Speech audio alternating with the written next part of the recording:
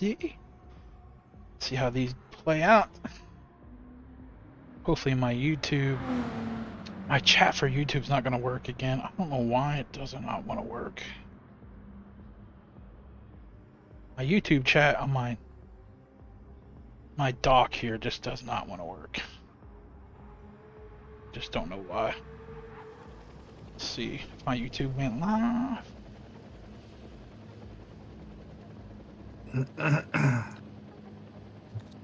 YouTube is live. Okay, so I'm just gonna have my YouTube on my phone because for some reason my YouTube chat on my OBS just won't work. So alright. I will have that on my phone. That's not an issue. Yeah. And just got a job notification. Hold on. Job notification. Powertrain controls engineer. I'm not an engineer, Tune, as much as you would like to think so. Ah.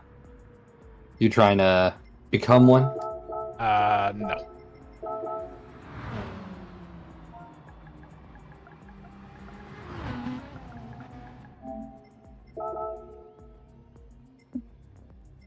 You know, Flawed and I never decided who's doing fucking what. Man, you don't need to, man. You guys can. You don't. Well, I don't know. It's a commentator's thing. If you want to message him and see who's doing what, you're more than welcome to do that. All right. Let me see. So, okay. So, I just also realized I'm coming through on the broadcast right now because I'm used to the NRL where there's a startup screen. So I had. So this is where I was gonna rock right here. Okay. What's up, BMW? So this is the information page I was gonna start it all at here. Yep, yeah, you're coming through. I have you. I can mute you at I can mute you right now if you'd like. They will still hear me, but that way, any.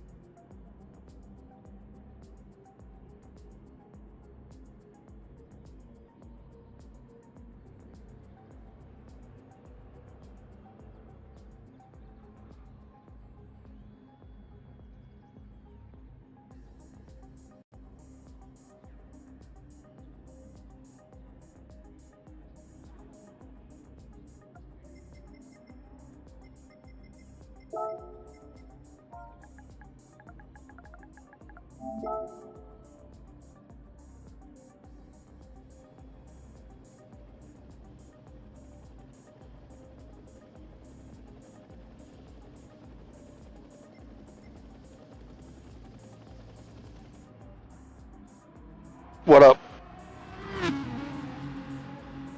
Yo.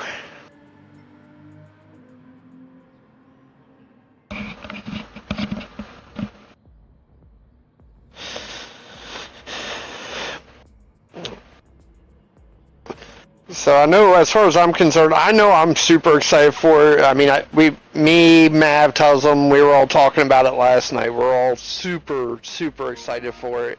Mav finally got one of his own paint jobs on a car. That's my big thing is I want to work on consistency. Yep. I openly admit I'm not consistent. Part of that's because I am a natural drifter, but consistency I think will be key today for everyone. Yeah, 2 hours is a long time, and if you've never done 2 hours, you'll find 40 minutes into the race when you realize you have an hour and 20 to go. There's a mindset change that you have to ask yourself, like, am I ready for this? And I think fighting through that for the 40-minute to the hour and a half mark is probably the hardest part of this race. Because that's when you have to stay focused. You're in the middle of it. Once you can see the light at the end of the tunnel, the last 30 minutes is not so bad. And the first 30 to 40 minutes, you're locked in. So I think, like you said, consistency and 40 minutes to hour and a half is the toughest part of this race. But if you make it through that, I think you'll be just fine. Yeah, like I know my problem when I was doing testing. I know I'm not the fastest guy on the track. I know that. But I think with the laps I'm running, even though they might not necessarily be fast, they're consistent. Yeah. And I think I can maintain them long term. Right. And I think that's 90% of the battles right there. Right. Yeah, I think being consistent is more important than being fast, because you can be fast for 10 laps, but if you go off on turn 1 3 or 4 times in this race, it could cost you everything. So yeah, man. But yeah, I appreciate you stopping in and giving us your thoughts on it, and good luck today. And thank you, and anybody else that comes in, I want to wish them good luck as well. Thank you, sir. Appreciate it.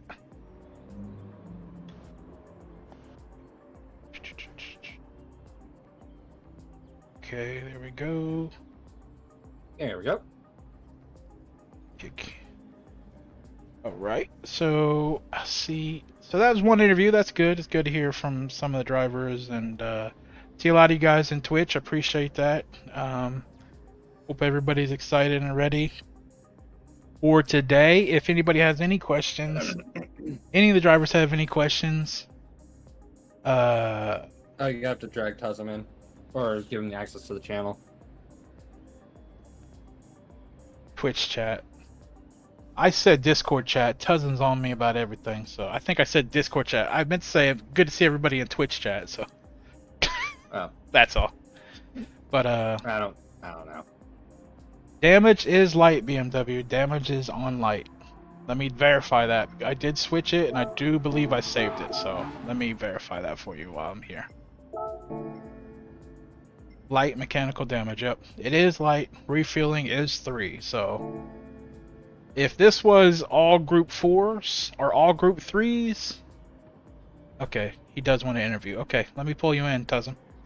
We'll get a quick interview with Tuzum here. Let's see. We will pull Tuzum in. And find Tuzum real quick. We will get an interview with Tuzum, and then we will... Alright, Tuzum, you should have access now, buddy. Then we will start the driver's meeting. You good? I was gonna say, I think I got a couple interview questions for Tuzum. Okay, cool. Business.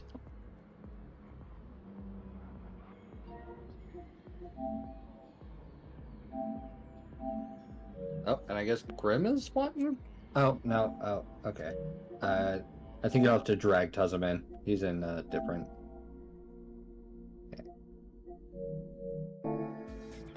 I don't... He's down in Team Radio. Okay.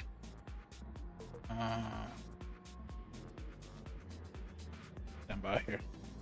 It says he's in here. Oh, he's in Team Radio. Okay, let me see if he can see it now. No, he's... Yeah. Oh, and he's back. Let's go... I don't have Team Radio set up here. I sent him an invite. Let me just turn the permissions off here. Hold on. All right. Okay, Tuzum, check again. It's not private anymore.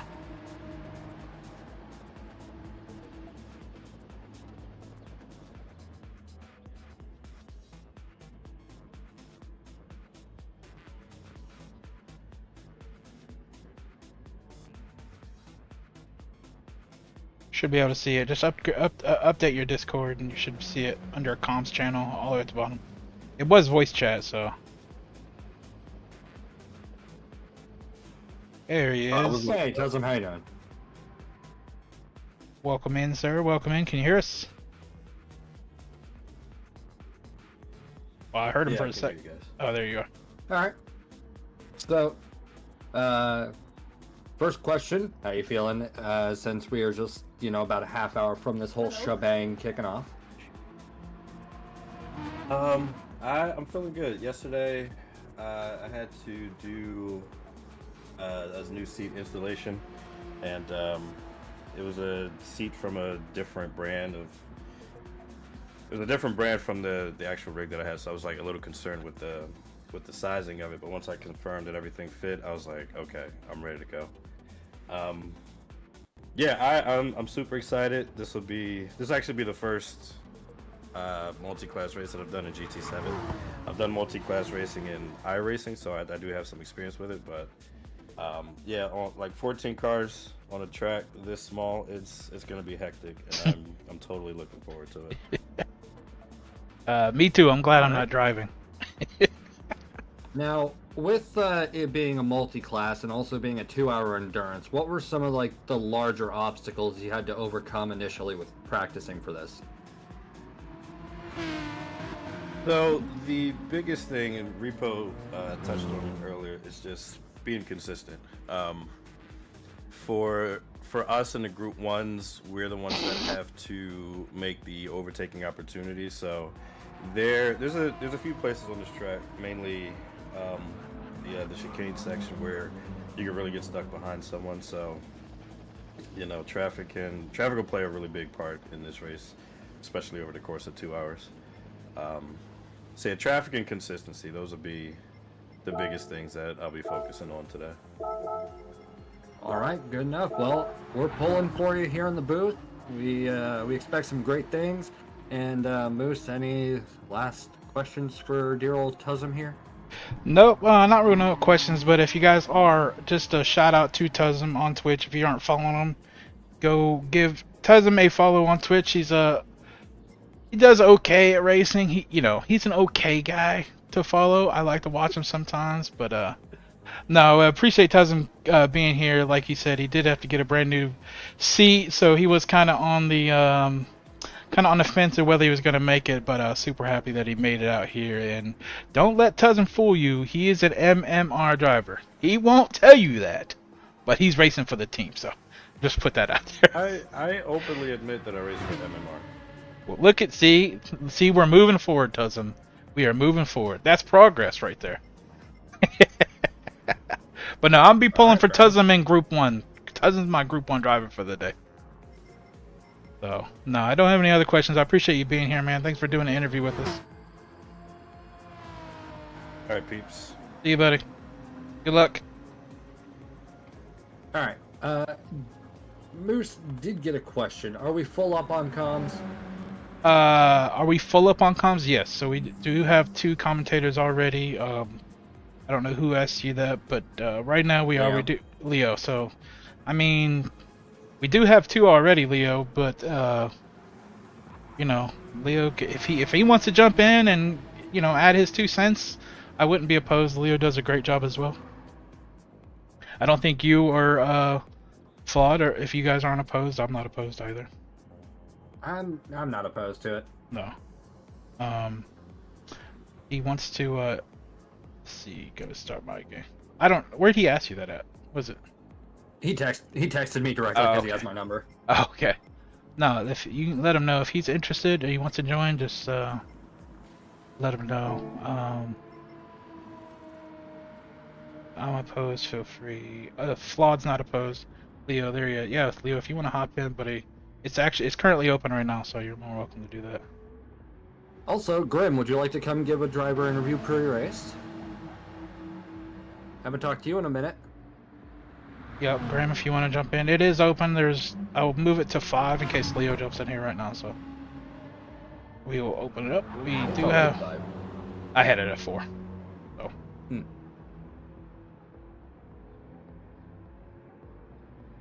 Alright, 30 seconds. Alright, that's fine.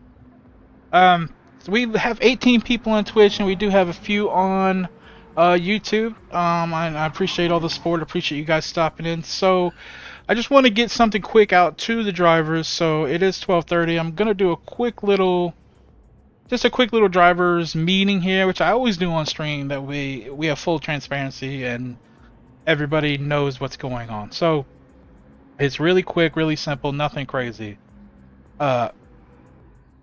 This race is for fun.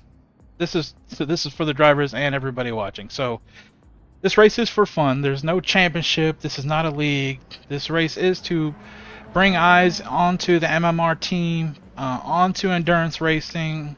We are looking for drivers. We are trying to bring in drivers. So a lot of these guys racing today that you'll see, I've known for a long time. Some of them are MMR drivers. Some of them drive for other teams like PHG. CBD does for Exodus, and he's raced for HRA also. So not everybody's MMR. We are looking for drivers. Only a couple things I just want to say. There is no tire requirements today. Damage is on light. It is multi-class, so Group 1s will be much faster than Group 3s. It is on the Group 1 drivers to find their way around the Group 3 cars cleanly. I just want to make that clear. Group 3 drivers, your responsibility is to maintain your racing line so that you are predictable for the Group 1 drivers. You are in front of a Group 1 driver, for instance, and you get on the back straight before them. You're free to move off the line and get out of their way. But if you're going through the corners, maintain your line and let the Group 1 drivers find their way around you. So I just want to make that clear. So if there's any incidents, I'm not going to be doing stewarding. There's no points to pull. Let's just keep it clean and have a fun race for everybody. No trash talking on stream, no trash talking in chat, no trash talking in the game. Save that for Discord. We'll hash all that stuff out later. So just have fun, keep it clean, and if you're having a bad race, please don't leave. Stay in. 2 hours is a long time. If you plan to join Endurance in the future, you can't just up and leave the lobby. You have to stay in there, stick this thing out, have fun, enjoy the race. That's really all I have for drivers. Like I said, it was going to be quick. If any of you have any questions, please put it in chat on Twitch or YouTube, and I will be here. I can help you with any of that. But pretty simple, Tune. All right. Yeah, pretty simple. And I'm just going to expand on this and put it bluntly. Don't be a quitter. You get spun out, whoop-de-doo. You still got more of the race to run. You can bounce back. If you back out, you're going to lose not only the race, but our respect. And we will not look at you the same way. We will side-eye you every opportunity we get. You may not be able to see our faces, but I will look at the screen if you're an NRL or any other league, and I will just be giving you a vicious side-eye like you are a quitter. The vicious side-eye is crazy. So, and I will expand on that also, not as aggressively, but I will say the reason being is there are some people watching that aren't racing. I can see right now on Twitch, for instance, we have 20 viewers. We only have 14 drivers. So there are people who are watching that aren't racing, and it's for them as well. It's for an experience for you. So if you might really enjoy this 2-hour endurance. And IRO, which is, again, as I was saying, the direction for MMR, where we're trying to get to, there's driver swaps. So all these guys would be considered your first stint, your first drivers. You have to run a particular number of laps, and then you pass off that race to the next guy. If you just quit, that's a huge issue. The team gets in trouble. You have to stick it out and do this thing the right way. So I don't think we'll have that issue. There's a lot of great drivers here, a lot of good personalities, a lot of very fast drivers. So I'm excited to see this whole thing go down. And do you have anything you're looking forward to something you're really excited to see? Honestly, I want to see some comeback stories. I want to see like some of these underdogs, like just come in and sure, there might be some issues, might be a little bit of bumping and grinding. I mean, it's a 2-hour endurance race. That stuff is inevitable. But I want to see people, that might not really be in the best car for this track, just come in and make some waves. Like we're focusing on the gentleman in the beautiful Aston Martin, God's gift to humanity. Like that one, by and large, is not going to be like the strongest option. But I mean, in the right hands, like I think we'll be seeing some good momentum from some of these drivers. Also, I did see a question from CBD, and I will read this, and I quote: "Will there be red flags if lap 1 is fucked?" I mean, here's the thing. I considered that, but the problem is we start the race and red flag it. We have to completely reset the grid after qualifying, which isn't a full issue. I did change the damage from heavy to light if there is an incident on turn 1, but if 1 or 2 cars or 3 cars go off the track, then that's kind of part of the racing, right? If we have half the grid get wrecked, or there's disconnection issues or huge lag, then yes, we will restart and get a good lobby going for sure. Will we get full screen for commentary? Yes, we will have full screen for commentary, yes. For sure. No, we're not gonna get full screen commentary. It's gonna be like that DVD idle screen. You see the like race bouncing from corner to corner. This will be the commentary screen right here for you guys. This is just my little information zone that we're doing now. Appreciate the thumbnail for my YouTube, Devon. Did a great job, killed that on YouTube today. If there's any drivers, like I said, we still have some time for pre-race interview. Oh, it looks like Grim's actually in chat, so let me back out of here and we can speak with Grim real quick.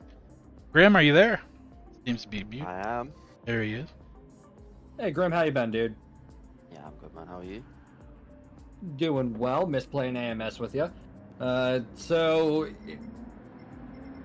Moose said you were like a last-minute sign-up. Is that true? That is indeed true. All right, all right. So who'd you pick as your manufacturer? Citroen. Citroen. Bold choice. What made you pick that? Why not? I actually am one. I actually love using Citroen because I think it's one of the coolest looking Group 3 and Group 4 cars, and nobody uses it. So I personally love the choice. It's definitely on par with a lot more of the Group 3s now since the BOP overhaul as well. My only question I have is, what are your expectations? I mean, we all know, anybody that knows you knows you're a very fast driver, and you do a lot of racing.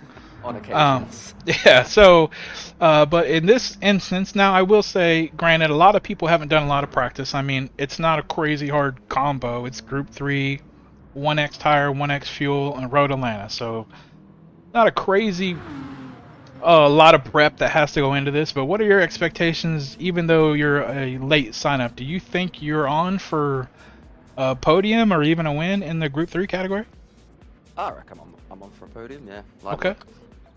He said light work. I love it. Love it. 2 hours is light work. Yeah, 2 hours light work. You done a lot of longer races, or is this?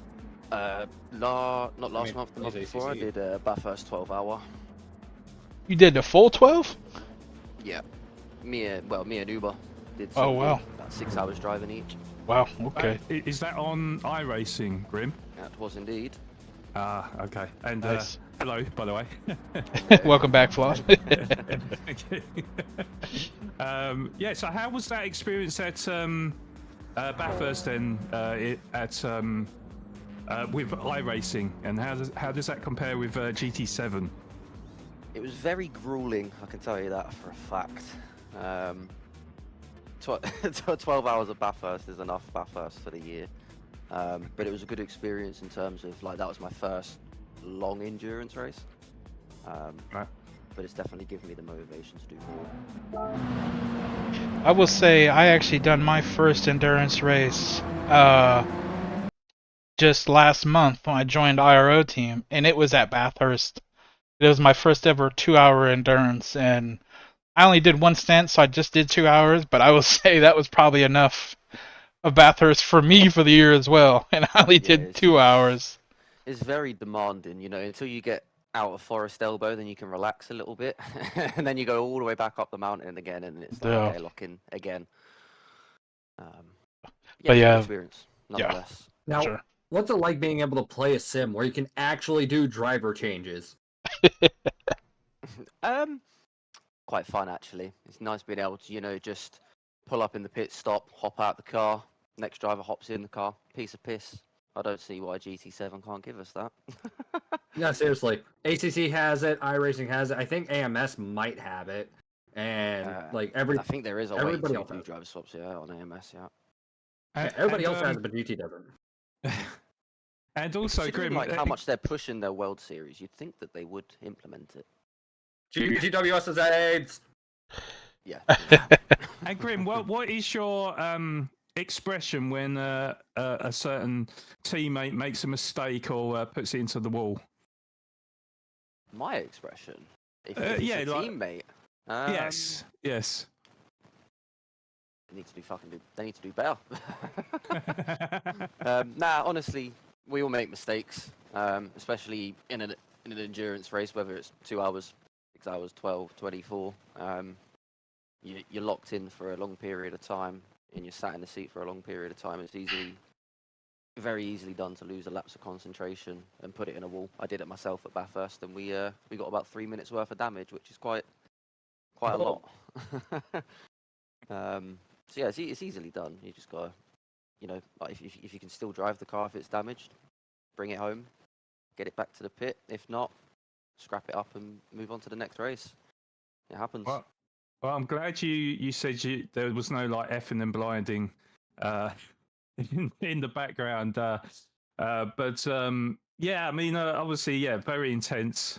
Definitely. I was going to ask you, perhaps, like, is there a particular kind of race pace that you have, like, as in, like, compared to sort of like putting in your like quali laps where you're sort of at 100%, you know, fully in? Are you sort of definitely holding back when it comes to like the race, just to make sure that you're not going to make a mistake and stuff? Yeah, I've never been like I'll use Uber as a prime example. We all know Uber. That boy drives on the edge every fucking lap, yeah. and somehow 9 times out of 10 he does keep it on the lap, like on the track. I can't do that. Even in quali, I don't have the bollocks to drive like that. So a lot of the time I am about 95%. Uber's a and unit. sometimes I still spin it. So yeah. Fair enough. So this is a walk in the park for you then, doing 2 hours at Road Atlanta. It's a piece of piss. 2 hours, nothing. 2 cups of Love tea. the confidence. Any questions, Toon or Moose? I don't know, Leo, you got any questions? Or Leo? Yeah. Might need All to right. unmute your Well, mic. Well stated, buddy. Oh, Hako's not All here. right. Okay. Oh no, I don't have. Sorry, I'm just So, checking rosters. Grim, outside of GT and iRacing, what else have you been racing on lately? ACC, AMS, R Factor, Rensport, whenever that comes out? I tried, you know, obviously Rensport I did try when I first grabbed my PC, and I don't think that's going to go anywhere, to be honest. Really? If it was, it would have taken off by now. I want to try LMU. I haven't actually tried LMU yet. I do want to give LMU a try. It is mainly iRacing AMS at the moment, and the odd bit of trucking here and there. Is it all like PC sims that you're looking to get into? Obviously, you mentioned Rensport, so I've heard that is coming to console. So would you be intrigued to try Rensport on console at all? If there was a platform there for it, yeah. Because like I say, on PC, I don't think that the platform's there at the minute, and it's been out for quite some while as a beta. Obviously, that's the popular thing with new games to be in a beta for years. Hey guys, we got Yeah, 1 so minute till you, qualifying, so right, okay. Okay. gotcha. Fair enough. Fair enough. Yeah, I mean, sorry to sort of hold you on for so long, No, Grim, but I know you're one of these guys. You're a little bit like Uber, or maybe you've been picking up tips from Uber. You know, no practice He kind don't of need no guy. practice. yeah, no practice, just send it. Yes, indeed, indeed. But yeah, thank you for your time, Grim, and good luck out there as well. Cheers, boys. Have a good one. All right, good luck, Yeah, Uber. you too, mate. Cheers. Hey, buddy. All right, so Quali's getting ready to get started. Then I guess we need to do a proper introduction, eh? All right. It does seem that way, yes. All right. Well, then, hi, everybody. How's it going? Hope you're well. Happy Saturday. To quote Flawed over here, hello, good morning, good afternoon, good evening, wherever you are in the world. For those of you that are not familiar with our voices, hi, my name is Toon. I primarily run lead commentary on Fridays for the NRL and whatever else anybody asks me to go and do. And I'm accompanied by one beautiful British bastard, Flawed Genius Gaming, who runs the Saturdays for NRL and also does SMA and whatever else anybody else asks him to do. So, you know, we're going to be your in-stream entertainment. And we also have Leo2443 here with us, who is currently sorting out some microphone issues, so pay him no mind. Please pardon his dust. And we are accompanied by the one, the only, the proprietor, there's my gratuitous use of the word for the broadcast, of Moose Mafia Racing, Moose21 himself. So we've got 2 hours at Road Atlanta, multi-class. We've got 6 or 7 in Group 1, and then the rest in Group 3. It's going to be quite the interesting race. And Moose, give everybody else the rundown for those that may have just tuned in. Yeah, so it's a 2-hour endurance race. It will be a 10-minute qualifier, and we look to be only missing one driver at the moment. Unfortunately, Hawko had pedal issues, so he won't be racing with us today, but we still have, it looks to have 14 total drivers at the moment, so that's good. We're good there. We will have 8 in Group 3. That makes 7 for Group 1, so still a great group of multi-class racing. And yeah, we're about to start qualifying here right now, and yeah, I'll just let you guys kind of run away with it. If you have any questions, please ask. Yeah, just let me Moose, know. don't forget the screen share as well. Yes. Oh yeah, you're right. And you know, Deadline's wondering if he can join last minute. if he can get in here in the next minute while I get this sorted, then yeah, you're welcome. You need a Group 1 Audi R8 or R18 2016. Or just a Group 3, but it has to be one of these that aren't in here. We have to start the qualifying in 3 minutes. But you're welcome to join, dude. I'm going to work on this virtual camera for the broadcasters at the moment. Okie dokie. So, Flawed, we're both very familiar with Road Atlanta. It is a fantastic circuit. We've got Yes. Group 1, Group 3. It's pretty much a petite Le Mans in a sense, just barring the like stripped down GT3, like GT 3.5 basically, because you know regular GTD is basically the equivalent of GR 3.5. So like we're getting you know, quite the race here for ourselves. And from a spectator's view, what are you expecting to see? Well, I'm definitely expecting a lot of overtakes. Obviously, this is a very narrow circuit, so it's extremely difficult to pass on. There's only really kind of one straight really to make passes on. So drivers are going to have to be aware. They're definitely going to have to be a little bit careful amongst one another, particularly of course. A big difference between the Group 1 cars and the Group 3 cars. So certainly they do. The Group 1 cars certainly do need to be very careful when passing. The Group 3 cars, of course, have got the right of way, but still need to remain vigilant. They still need to remain predictable in their driving lines as well to allow the Group 1 cars to get through. Yeah, it's always fascinated me, Tom, with the actual... the actual layout, the actual corner names as well. The corner names very imaginative around here, isn't it? They have names like Turn 1 and Turn 2. Around here, it is officially 11 turns. And you do have the S's as well, which they've just gone through now as well, whilst everything else is nicknamed Turn, basically. So, very imaginative with their corner names. That is what I'm coming to expect. It's going to be interesting to see how the Group 3 drivers get on, and certainly the Group 1 drivers having that superior grip and that superior speed.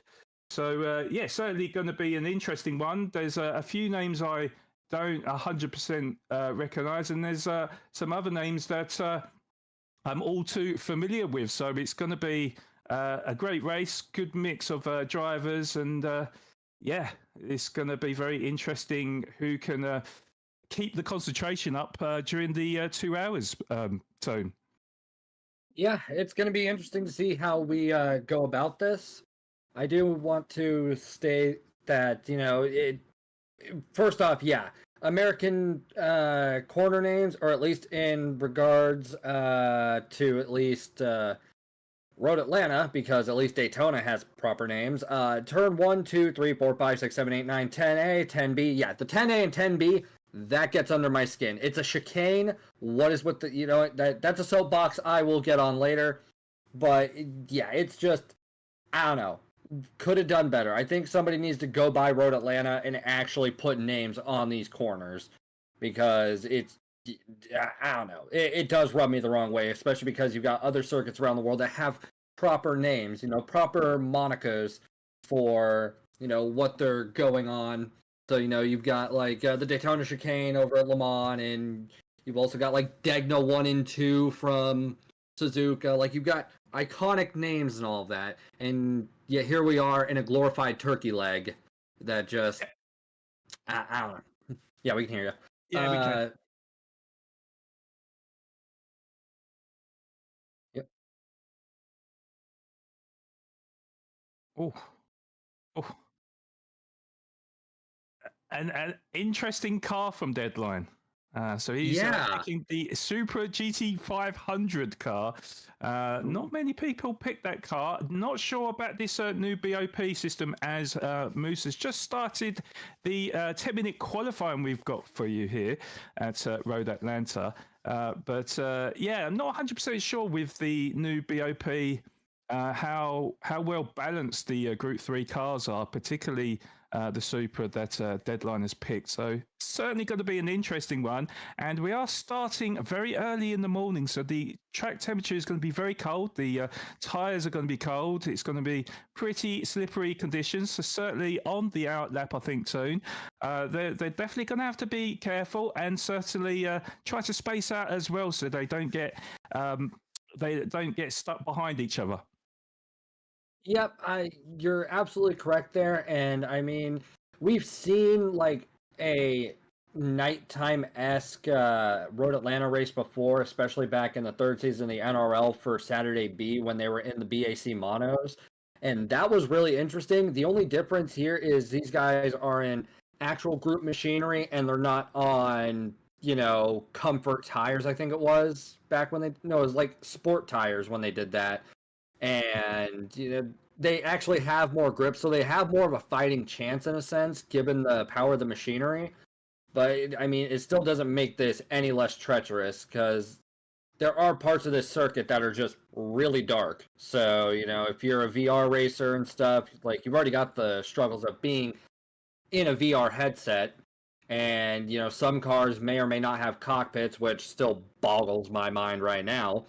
But there's there's a cold track, there's like lukewarm tires, and so for all intents and purposes, it's going to take them a couple laps to actually get into the rhythm and get those tires up to snuff. But I don't know, Leo, what are you expecting from a break of dawn qualifier? Toon, a lot of slipperiness, like you were stating. The track's cold, their tires are cold. It is going to take a couple of laps to get that tire temperature up, especially in the Group 1s. I suspect they'll get the tires up a little bit more because of air downforce and everything pushing down on the car. That'll heat up the tires better than anything. The Group 3s with a little less, that's going to take them a couple of laps. All right. Now, Flawed, I do want to pose a question to you while we see Tuzzenbox in the Group 1 coming through to finish his first hot lap.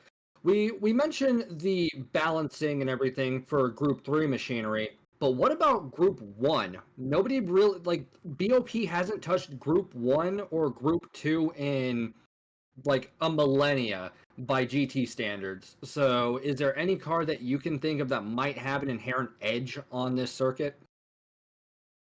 Well, I mean, they're all in the Audi R18s, aren't they, in Group 1? So I do believe so. Isn't that correct, Moose? Yeah. Oh, so it's a one. Okay, so it's one make Group 1. I thought it was like, somebody's going to be in the Audi, somebody's going to be in the Nissan, somebody's going to be in that weird Group 1 McMurk.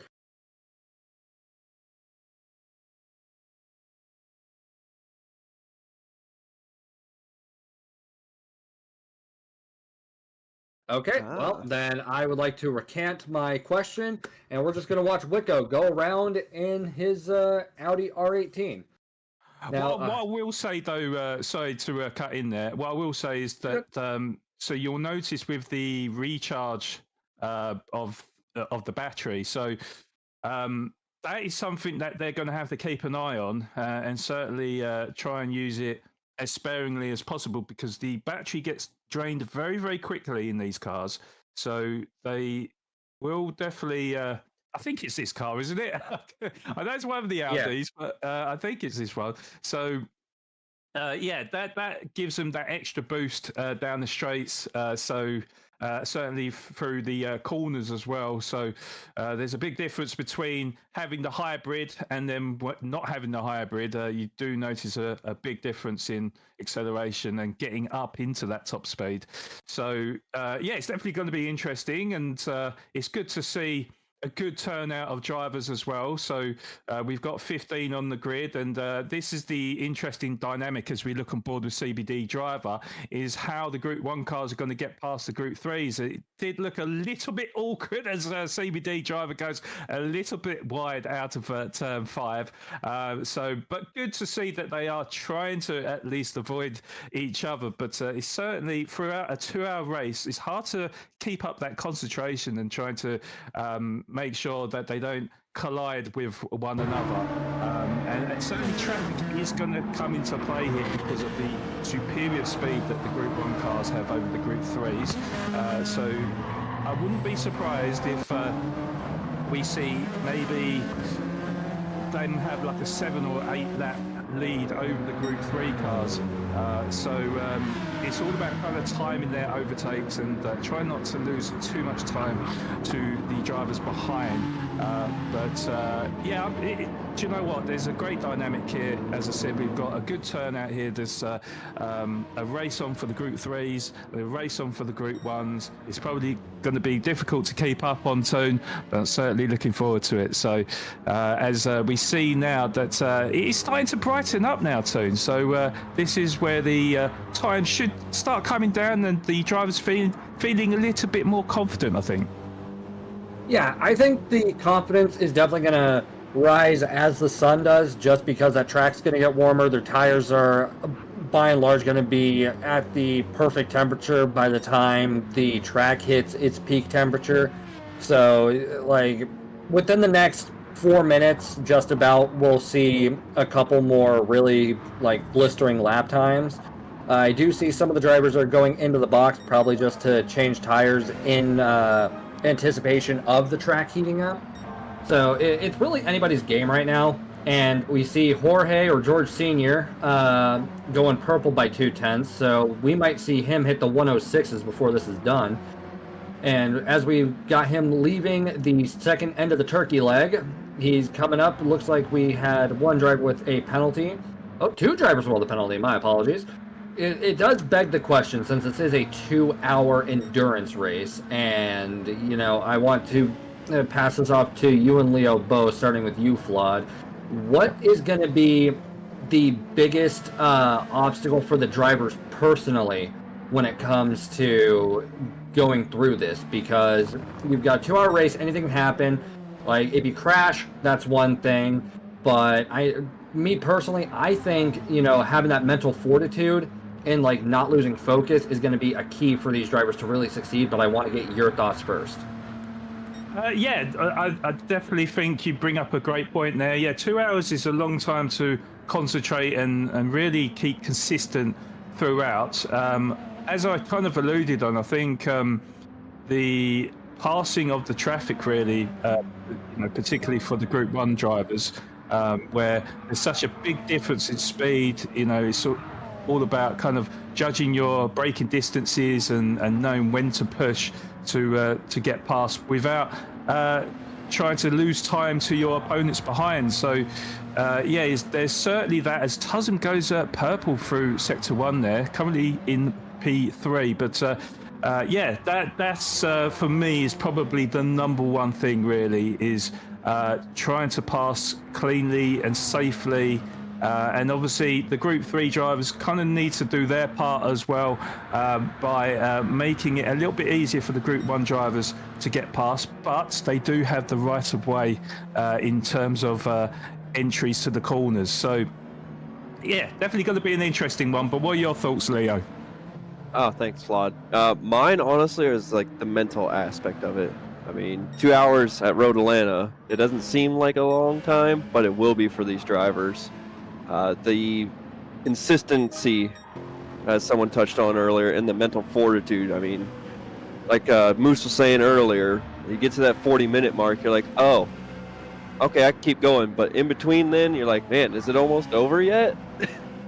But it is a fun track, especially in Group 1. I actually have a little bit of experience in that R18 running in this track, and it is a handful. So keeping that thing under control. Group 3, we've all done the dailies. We've done multiple races here and those. So that's not a huge issue, but the time. You start thinking about that time and you're like, man, I'm getting tired. My foot's cramping. I don't know what I'm going to do. Yeah. I mean, Leo, you and I know Road Atlanta like the back of our hands, and this and Daytona are the two tracks I use to bump my DR up whenever I decide to race. So Agreed. I do the same. It is a fun circuit, just in pretty much any car. It's really hard to have a bad combination involving Road Atlanta. But I know of one. Outside of consistency, what do you think is going to be the biggest obstacle for each of these drivers individually? Is it going to be traffic? Is it going to be the mental aspect? Is it going to be just trying to keep it on the circuit? Like, in your opinion, since you've done this, since you had to practice or you had to test it out, what were some of the big things that stuck out to you that could make or break a race for a driver? Sorry, was that for me or was that for Leo? No, for Moose. Moose. Oh, for Moose. Sorry. Right.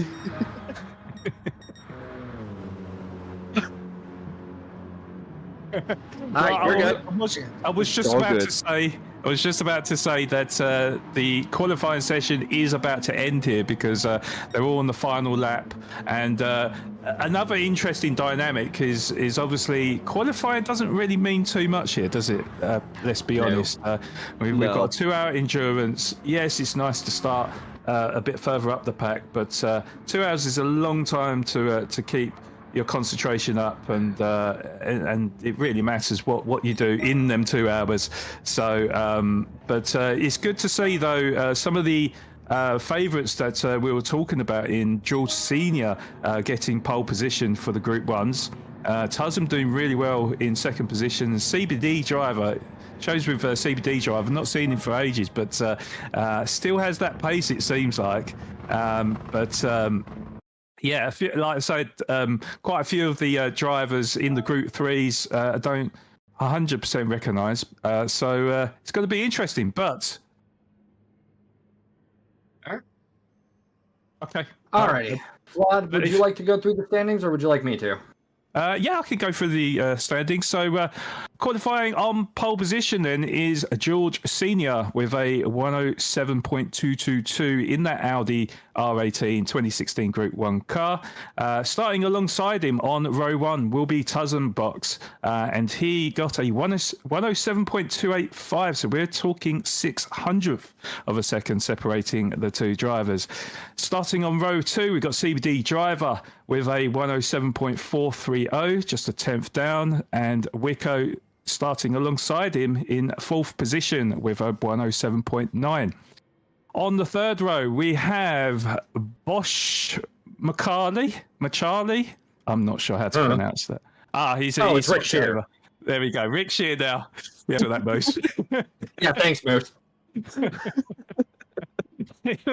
He'll be starting in P5 on row 3 with a 108.0, with Mav starting alongside him in 6th position with a 108.3. Then on row 4, we've got MMR Sophia, the first of the Group 3 cars in that GTR Nismo with a 118.250.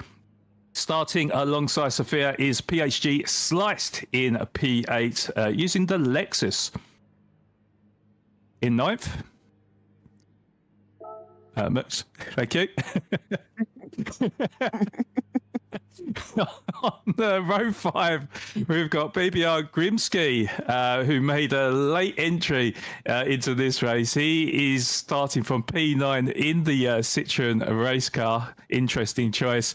With TWR Mercedes starting alongside him in the BMW M6. On row 6, we've got Oak in the Aston. So I know that you'll be happy, too. And with him, we'll have IMSA Racing. Good to see him back in the Porsche 911. And then on row 7, we've got Stratos in the McLaren. Starting alongside him will be Deadline in the Supra GT500 car. And then on row 8, we've got Hella Fun to Play, and he's in the Alfa Romeo 4C. So, very interesting grid there. A lot of interesting choices of the manufacturers as well, too. But what are your thoughts before we start this race? Honestly, I love the fact that Moose made it to where it's one person per manufacturer, essentially. That way we don't just see 2 one-make races, and we've got a lot of diversity for, cars, which will also equate to a wide diversity in strategy, because the BOP may have slowed everything down, but that doesn't mean that these cars are going to be any better on tires or any better on fuel. Just because of that, at least on paper. So I don't know. I'm glad to see that Group 3 is going to be just such a grab bag of strategies, and it's going to be just spinning the wheel for the next 2 hours to see who's going to pull it off. I know Grim in the pre-race interview said this was light work, so he's setting the bar very, very high for himself, but I mean, this is Grim we're talking about. He can back that up. And in terms of the Group 1 race, I mean, they're going to be racing each other. They're going to have to get around the Group 3 cars as many times as possible. So, I don't know. It's this is going to be a fun one to watch. So, if qualifying is anything to go off of, which, I mean, it's a 2-hour endurance, so it's definitely not. It's anybody's game. Anything can happen. Anything will happen. Leo, what are your thoughts before we get into this? Because it looks like we're doing like a last minute go to the bathroom or anything, because you're not going anywhere. Okay. All right. Well, I can make it short. I like the fact that you narrowed it down for the Group 1s just to the R18s. That takes a lot of guesswork out of guessing which one's going to be faster versus this one, I am liking the selection of Group 3 cars, too. Like, they're not the normal Group 3 cars that I've always seen here. We've got the GTR, the Citroen, the BMW, a Vantage. I know you're happy about that one, too, as always. And a McLaren. I mean, those are cars I don't see very often per racing. I mean, I usually just see the Supra or the Supra. So I'm excited to see how these guys do different cars. All right. That's all it is every time. It's a Supra. Supra this.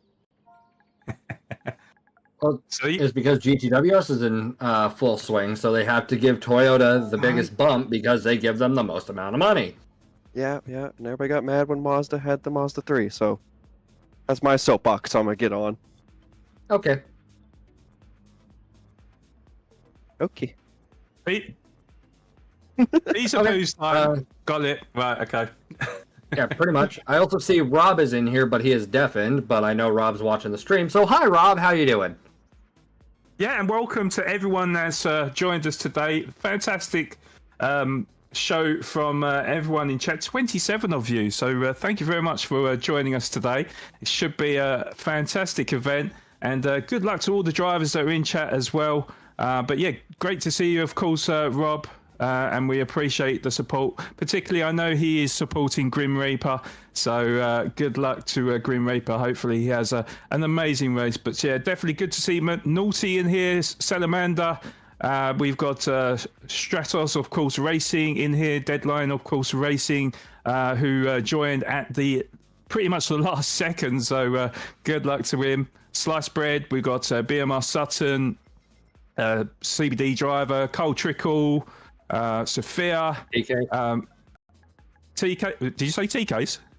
Yeah, TK's is in chat. Is he? Oh, okay. Yeah. I miss. Oh, there he is. Yes, I see him. As I scrolled up and down there. And good luck to Oak as well. And yeah, race is about to get underway soon. Do you want to get us underway for this 2-hour race at Road Atlanta? And do. So, everybody is lined up. This is about to start a 2-hour gauntlet. This is going to test not only your driving ability, but your mental fortitude. And, you know, for those of you on a higher quality wheel, it's also going to test your muscles. So get ready for an arm and or leg workout, depending on those pedals.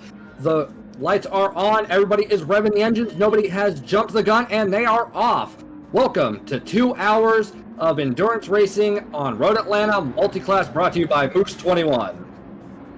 Coming up into turn 1, looks like everything is clean. It looks like Tuzzum had a great jump off the line, but okay, never mind. Looks like looks were deceiving there, but CBD jumps up into P2 as they get ready to go down through the S's for the first time. And making our way through the grid, looks like we've got... Whoa, what happened to Tuzzum? Oh, engine damage and everything. Could we get a replay, please? All right. Oh, he just went way off. Turn 1 shenanigans. Well, luckily it is light damage, and we still got an hour and 59 minutes to go, so good thing to get this out of the way now. But sorry, Flan, go ahead. Well, I was just about to say, actually, it's a good thing that it is light damage, and fair play to him for not rage quitting on turn 1. But yeah, it does seem like maybe he went in a little bit too hot, particularly with cold tyres at the start as well. And of course, running wide, getting onto the grass, and then you are into the Shadowlands. I've forgotten what the saying is. Shadow Realm, isn't it? Yeah. Yes. But yes, but yes, it looks like Sophia's got a good start, and it looks like Grim Reaper has moved up into second position then in the Group 3 class all day. He's battling side by side with a Sliced Bread, and this is going to be very awkward as you go into the blind right-hander. It looks like Sliced Bread has made a fantastic move on the inside to move up into P2 for the Group 3s, and Grim is going to have to tuck in behind. We have got Tuzzum Box trying to fight his way back up the grid, and you'll see the superior acceleration and speed down the straight as we approach turn number 6. Who is now firmly behind Sliced Bread. It looks like Sophia has just picked up a half-a-second penalty for cutting track limits. So Tuzzum is going to slingshot his way by and pass Sophia as well. And will Sliced Bread catch up to the back of Sophia as she takes her penalty now? As we look on board with... Sophia's on medium. Okay, good spot there. Thank you, Moose. So yeah, there is a difference in strategy. Of course, we've got some drivers on the soft tyres, we've got some on the mediums. As confirmed, Sophia is on the medium tyres, and it does look like she has lost out to Sliced Bread, who moves up into second position first position for the Group 3 cars. I could definitely tell. So this is going to be a hard one to keep up and see who's actually in the lead, as Gran Turismo doesn't give us that information, so we're sort of clutching at straws at this stage. But yeah, IMSA Racing, as we look on board with him, he is in the Porsche 911 and he is currently P12 overall, with Stratos in P13 and Deadline closely following behind in 14th position with Hella Fun to Play. Not sure if he's made a mistake early on, but there is a 7-second gap between him and his nearest driver, Deadline, who is 7.3 seconds adrift of him. He's also on the medium tyres, but yeah, so far so good though. Toon, CBD driver, currently leading in this race in the Group 1 cars. So any surprises so far? Honestly, the biggest surprise that I've seen so far was the start of the race, where Tuzum wound up in the wall. Don't know what happened there, but I'm glad to see he was able to bounce back from it and is back up into P6.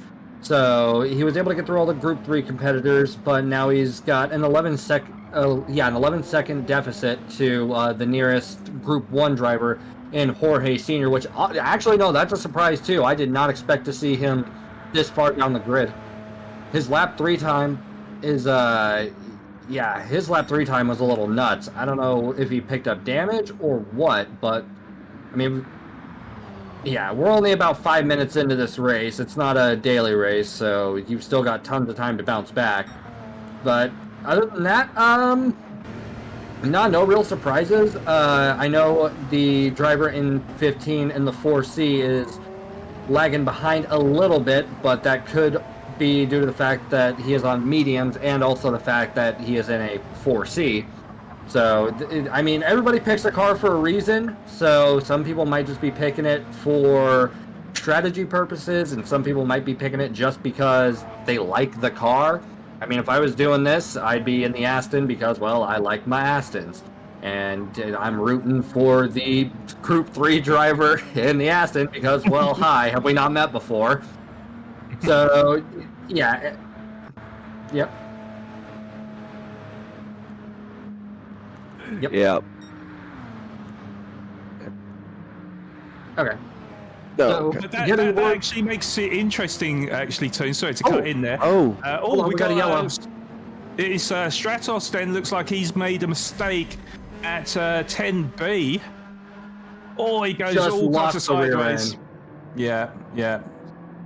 But fair play, trying to rejoin safely there. And he will be at the back of the pack then, as Hella Fun to Play has made the overtake on him. So, yes, we are on board with Rico at the moment. What I was going to mention as he tries to pass the Group 3 car of Hella Fun to Play is, so basically, we were talking about having foot cramp, but we didn't mention about the drivers on controller. So Wico is one of them drivers. So perhaps finger cramp could come into play here as well. And certainly as well, because we've got Sophia who is using motion controls. So so definitely arm cramp. So not just the feet cramp, but all kinds of bodily functions could be aching. That's a very odd way to phrase that, but I respect it. Go on, Leo. As I say, we don't have to worry about that. We can go drink all the water we want while we're up here. Yeah, we can just, I mean, we might, get tired of sitting in whatever chair we're in or something like that, but, I mean, we've got like the best seat in the house because we can just jump on board and, call it as we see it, as we also see Joseph, I'm not sure. That's, botching names is part of being a commentator, folks. He's got about 4 or 5 different names, to be honest. Probably. Some people may call him Tim. But as we see CBD driver coming into the first part of the turkey leg, just getting around IMSA Racing on the inside line, using that Group 3 car as, you know, kind of a meat shield between yourself and P2. I think I just saw somebody spin out too, leaving. Yeah, it was your beautiful Aston. Was it? Indeed, it was. Oh. Oh, No damage. All right, Okay. we're good. We're good. Crisis Okay. averted. But, yeah, and getting word from Moosey Boy that looks like we're getting an interesting battle for P1 as we've got CBD overtaking 2 Group 3 drivers, Ooh. and it looks like Bosch, or, yeah, Rick We're Shear. going with Bosch. Yeah, We'll Rick Shear. go- Yeah, it's Rick Shear. As we saw Rick Shear going rally crossing to try and get around the Group 3 cars as they come into the S's again. Wicko is also close behind, so... Ooh, and it looks like Shear Rick went off. Shear is gone, and I have cursed the man. Flawed, please take over so I don't get killed. Indeed, yes. So approaching the blind right-hander, and looks like he goes a little bit wide, gets on the curb, and unfortunately loses traction into the side wall.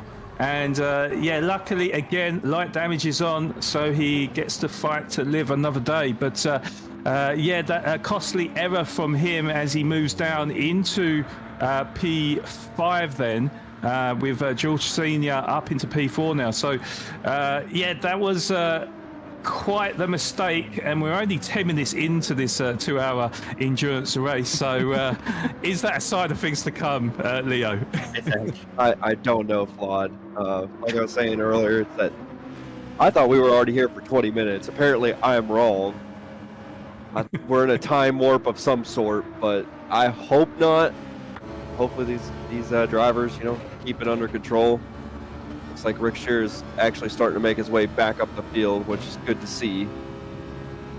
It also looks Right. like Grim is getting ready to find a spot to overtake Sophia, who just goes for a spot of rally cross and coming out of the top of the hill chicane, coming in through the S's. She has lost a lot of time right now, so where is Grim gonna plot this overtake? Sophia does get a half-second penalty for that little off-roading adventure that she took, so it looks like Grim will be able to get P8. That'd be, what, P2 overall for Group 3 here in just a couple seconds. But there's also Josef right behind, so Sophia might lose 2 positions from that one little incident. And coming up into the penalty line, how is this going to pan out? Moving off, and Grim gets the overtake. And will Josef get the overtake? Yes! Yes, he will. All right. So coming into the downhill braking zone for the second chicane, how is this going to shape up? Looks like there's no drama to speak of, and I hope the drivers that may be listening in use Stratos' unfortunate spin as a cautionary tale of getting on the throttle a little bit too early. Now, jumping back up to CBD driver, who is leading the 10th lap for the Group 3 cars. And over to Wicko, who is about 6 seconds behind. Wow, CBD is really just pulling away right now. And it looks like Wicko is using the... Actually, so is Jorge Sr. They're both just using the overtake or the hybrid system to the best of their abilities. Looks like Wicko's using a little bit better, but we've still got almost 1 3/4 of an hour to go. So, I mean...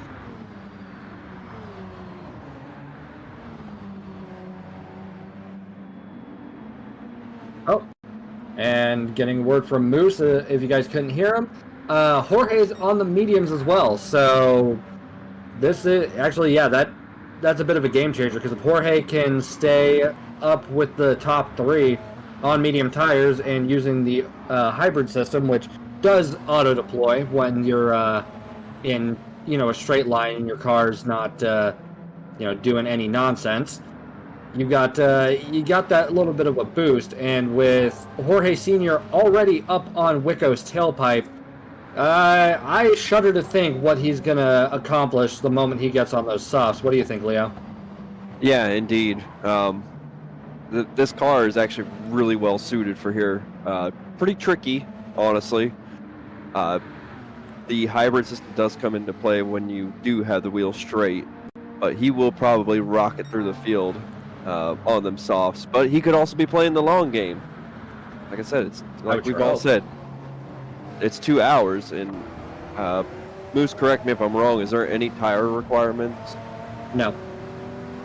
Okay, so there is no tire requirements. So these guys are going to use the fastest tires that they can, but they want to use them smartly. And I know that's not a word. Oh, hang on. A little overtake on the inside, a little bit of wheel-to-wheel action, but no drama, and Jorge gets P2.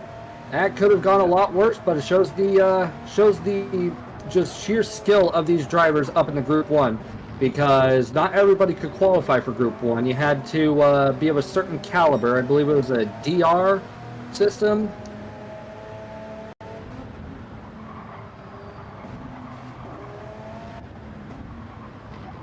All right. Okay, I'll just relay that because I'm not sure if you're still muted on stream. Myself. So, all right. Yeah. So I will say, initially when I was doing Group 1 selection, it was a DR requirement of an A+, because of the unique nature and where they have to make so many passes on such a short track. I wanted to make sure we had quality drivers, essentially.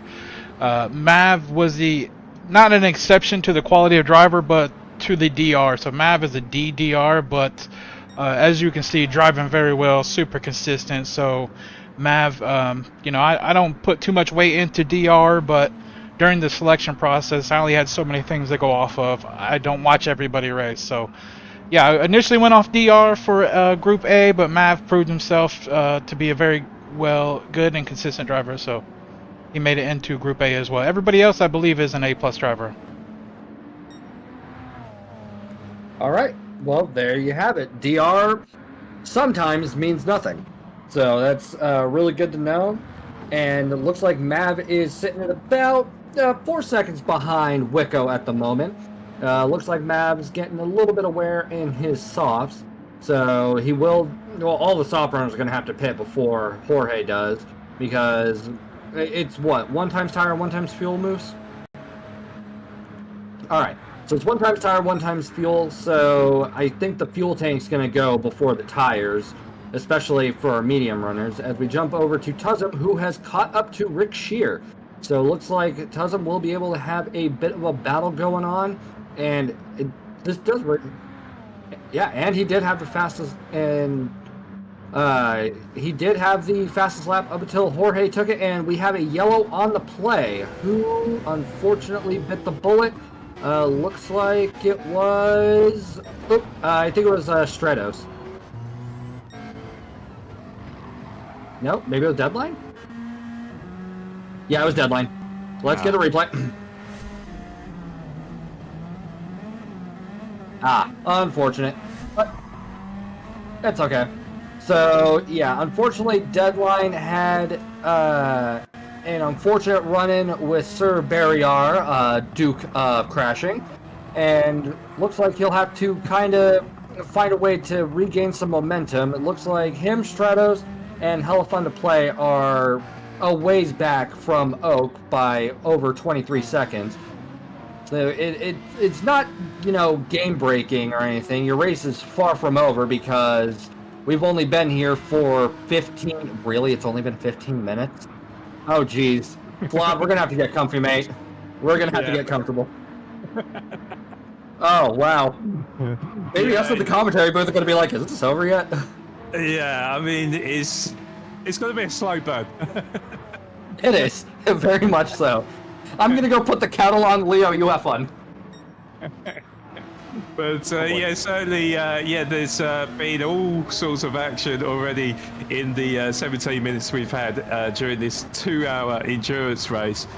So very difficult to keep up with proceedings right now as Mav makes the move on IMSA with Rick just behind as well, who got stuck behind IMSA Racing as they approached the entry of the corners. So that really does bring the interesting dynamic is the timing of the overtakes on the Group 3 cars, and sometimes it's just a little bit unfortunate when the Group 3 cars are into the actual corner itself. And of course, the Group 3 cars do have the right of way.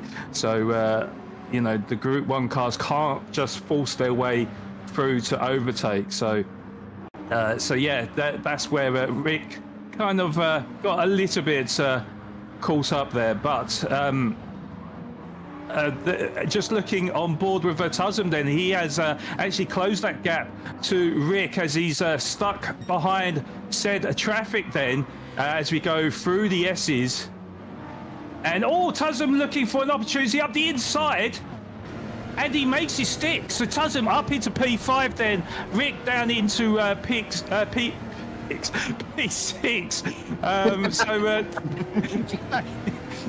That is the example right there of how traffic can get thrown into play and really catch out some of the Group 1 cars. Then Tuzum took full advantage as he's now up the inside of Mav as we approach the chicane. He's got the inside line as well, so Tuzum makes up 2 positions in 1 lap. So great progress from Tuzum as he looks to try and move up the grid. He has got a 7-second gap to Wicco, who's currently in 3rd position. So Tuzum's got a lot of work ahead of him to catch up with the likes of Wicco, George Senior and CBD Driver, who is currently leading the race right now. But Sliced Bread doing a fantastic job at the moment. It looks like he's got a substantial lead over Grim Reaper, who is currently leading the race for the Group 3 cars. Grim Reaper in 2nd position with Joseph in 3rd position. So, but yeah, I was alluding to with Joseph because his actual PSN, I do believe, is a TWR Mercedes, but sometimes he goes under the name of Ferrari and all the manufacturers, I think. So, so you can call him whatever you want, to be honest, but right here he is called Joseph and currently doing a great job in 3rd position, keeping to the back of Grim Reaper, who is 0.8 of a second up the road from him. So yeah, it's very interesting because Sophia perhaps might be playing the long game on the racing medium tyres at the moment, currently in 4th position, 2 seconds adrift of Joseph. So yeah, very difficult one to call at this stage. I suppose when the pit stops come into play, then we may have more of an idea of where the drivers are situated. With the fuel consumption at ~1, the tyres at ~1, something we're not really used to actually in GT7, because normally the multipliers are pretty high, aren't they, Toon? So a dynamic that I'm not used to, certainly, but we do believe they will make at least 1 pit stop during the race. So it's about managing the fuel, managing the tyres, and seeing what works out. But obviously the main thing, I think, too, is consistency, I think. Yeah, consistency is definitely going to be it's going to be the determining factor at the end of the day.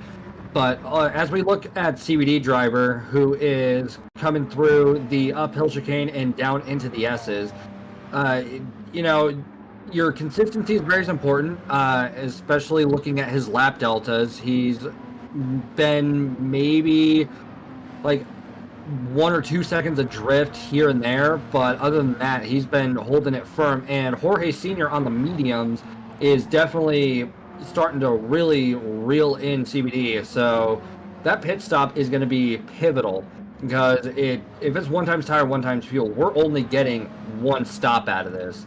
So it's not, you know, what do you need to do on your pit stop, is when are you going to take your pit stop, just due to the simple fact that with a 2-hour endurance race, yeah, depending on how long the pit stop is, it could be inconsequential. But if you're vying for, you know, the race lead, or to try and make as many positions up as possible while you're coming through and working your way up the grid, be it in Group 1 or Group 3, one poorly placed pit stop could really hinder your vision for finishing in this race. As we see Mav coming up. in P6. He's 3.5 seconds off of Rick Shear. So, like, Group 1 has at least fanned out a little bit, but they're going to start bunching back up because we've only been at this for almost half an hour, and like there's tons of racing left to happen. There's definitely more incidents to follow, be it spinning out or anything like that. But I do want to pose the question to Moose. Ghosting is off, yes? All right, so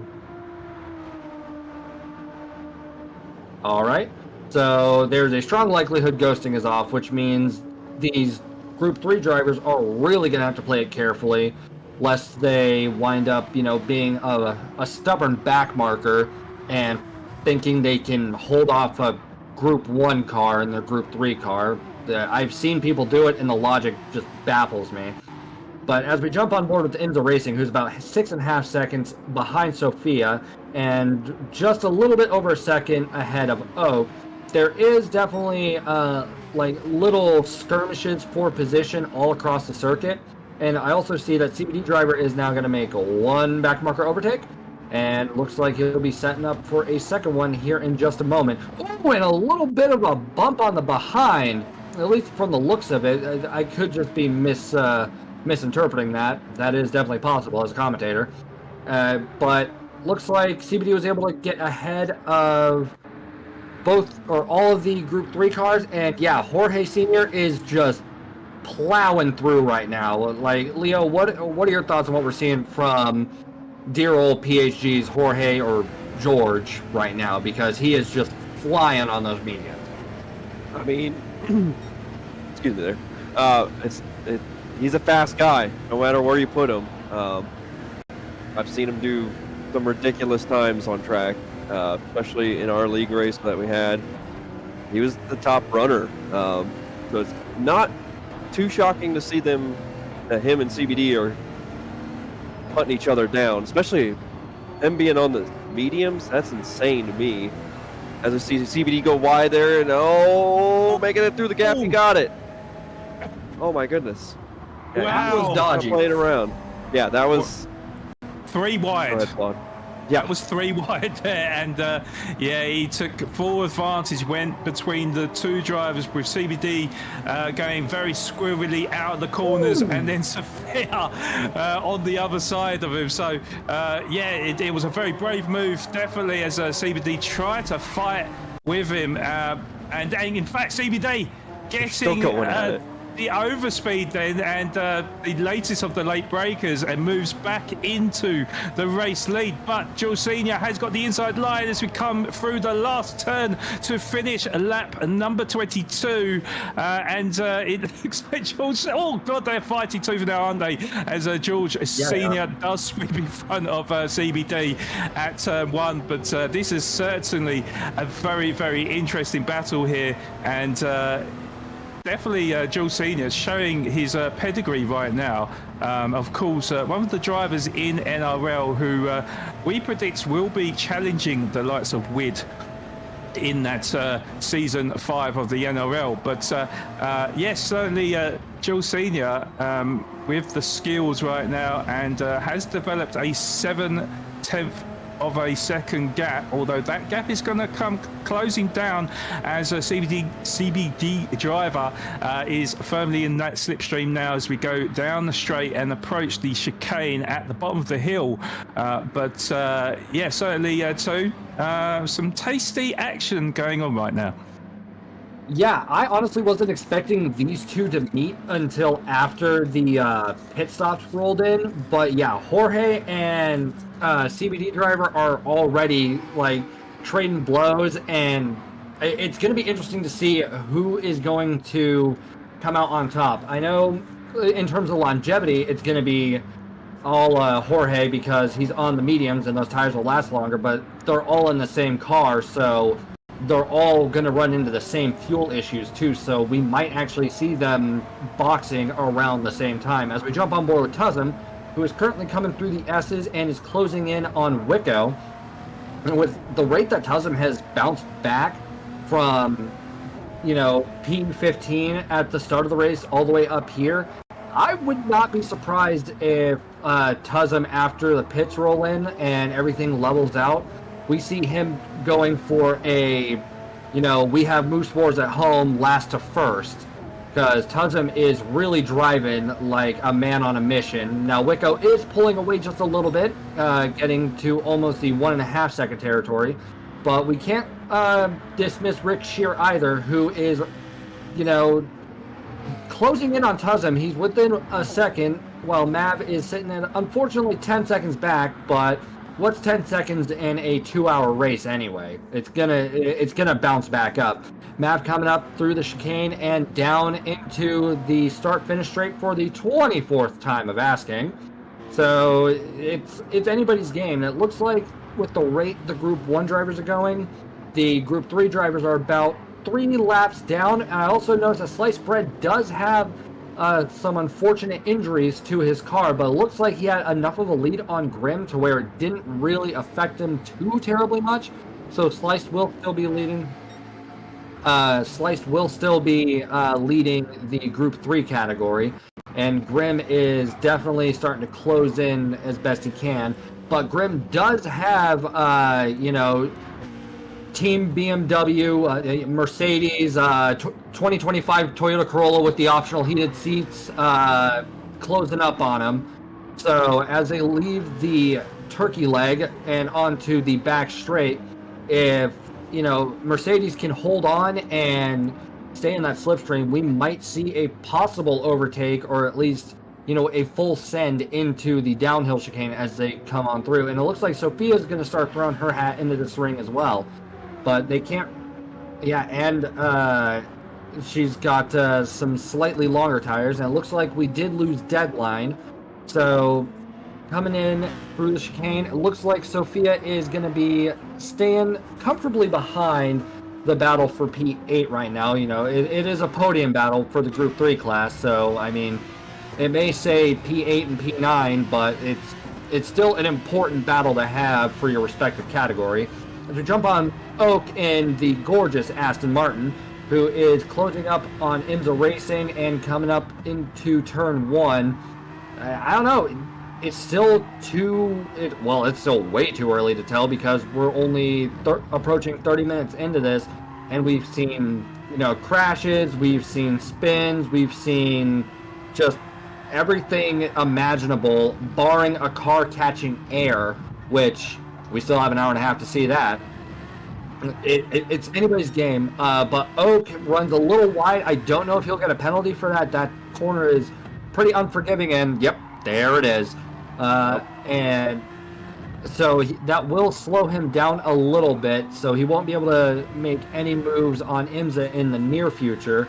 But also looking at Oak's tires, he's definitely looking pretty worse off, especially compared to Stratos, who is sitting on a nice set of rubber. Actually, is there a likelihood that Stratos had already boxed?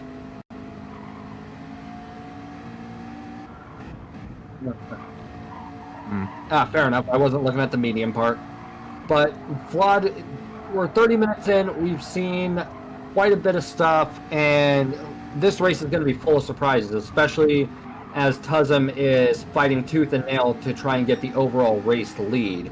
Do you think we'll be seeing Tuzem in a battle for the race victory by the end of this? Well, I mean, he's 9.6 seconds adrift of the leader, Jorge, at the moment. But yeah, certainly the battle is on for the podium. That is for sure. We've got yellow flags. I think that's hella fun to play, isn't it? Yeah, hella fun to play. Having a moment then, and going wide off. Yeah, so wide on turn 1 then, and wasn't able to. Oh my God, that was so close. As a CBD driver tried to make an overtake. Yeah, pretty much skimmed his car there, actually. Yeah, so big moment there from Hella Fun to play, but is able to move on with his race. But in relation to your question, though, too, yeah, certainly looking pretty competitive right now. It's just going to be interesting with the tyre situation because the soft tyres are looking a little bit worse for wear, and once the tyre degradation gets to about halfway, that is when the lap times do tend to drop off, and the cars do tend to understeer a little bit and lose that grip. So it's going to be interesting to see when they actually make their pit stops. They say, oh, Tussum shows a nose up the inside, but decides not to go for the move on Wicko. So Tussum is going to play the long game here, and it goes a little bit sideways through the S's as he got a tyre on the curb there. But yeah, it's definitely going to be an interesting one here. And oh my God, a late move down the inside of the Group 3 car of Oak. Could have been a coming together there, but luckily just able to avoid each other. This is the optimal time to actually get past the Group 3 cars down the straight, but Tussum has closed that gap to within 0.2 of a second and closing as we come into the braking zone of turn 10A and 10B. Wicko should be able to hold off Tussum for the tyre bin, but very squirrely on the exit. Did well to keep control of the car as we come across the line to start another lap. Is he going to set one down the inside? I think Wicko is... it looked like he was affording the space there, and then he closed the door on him.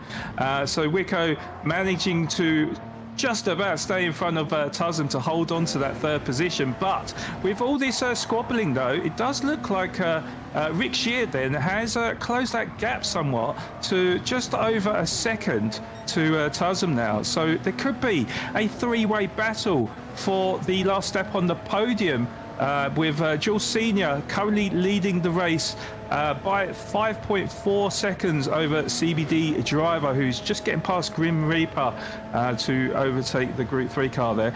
And he's got a 3.8 second lead over Wicko. So there's certainly going to be a bit of a dogfight between Wicko, Tussum and Rick Shear for that last step on the podium. But what are your thoughts though, Leo? Yeah, I was actually sitting here thinking, Jorge Senior, he's on the mediums. He may just keep those set of tires and just get fuel and actually slingshot, get more of a lead because he doesn't have to worry about changing tires in the pits. As we saw, CBD's softs were almost worn, so if he's going to go soft, he's going to have to spend a little more extra time in the pits.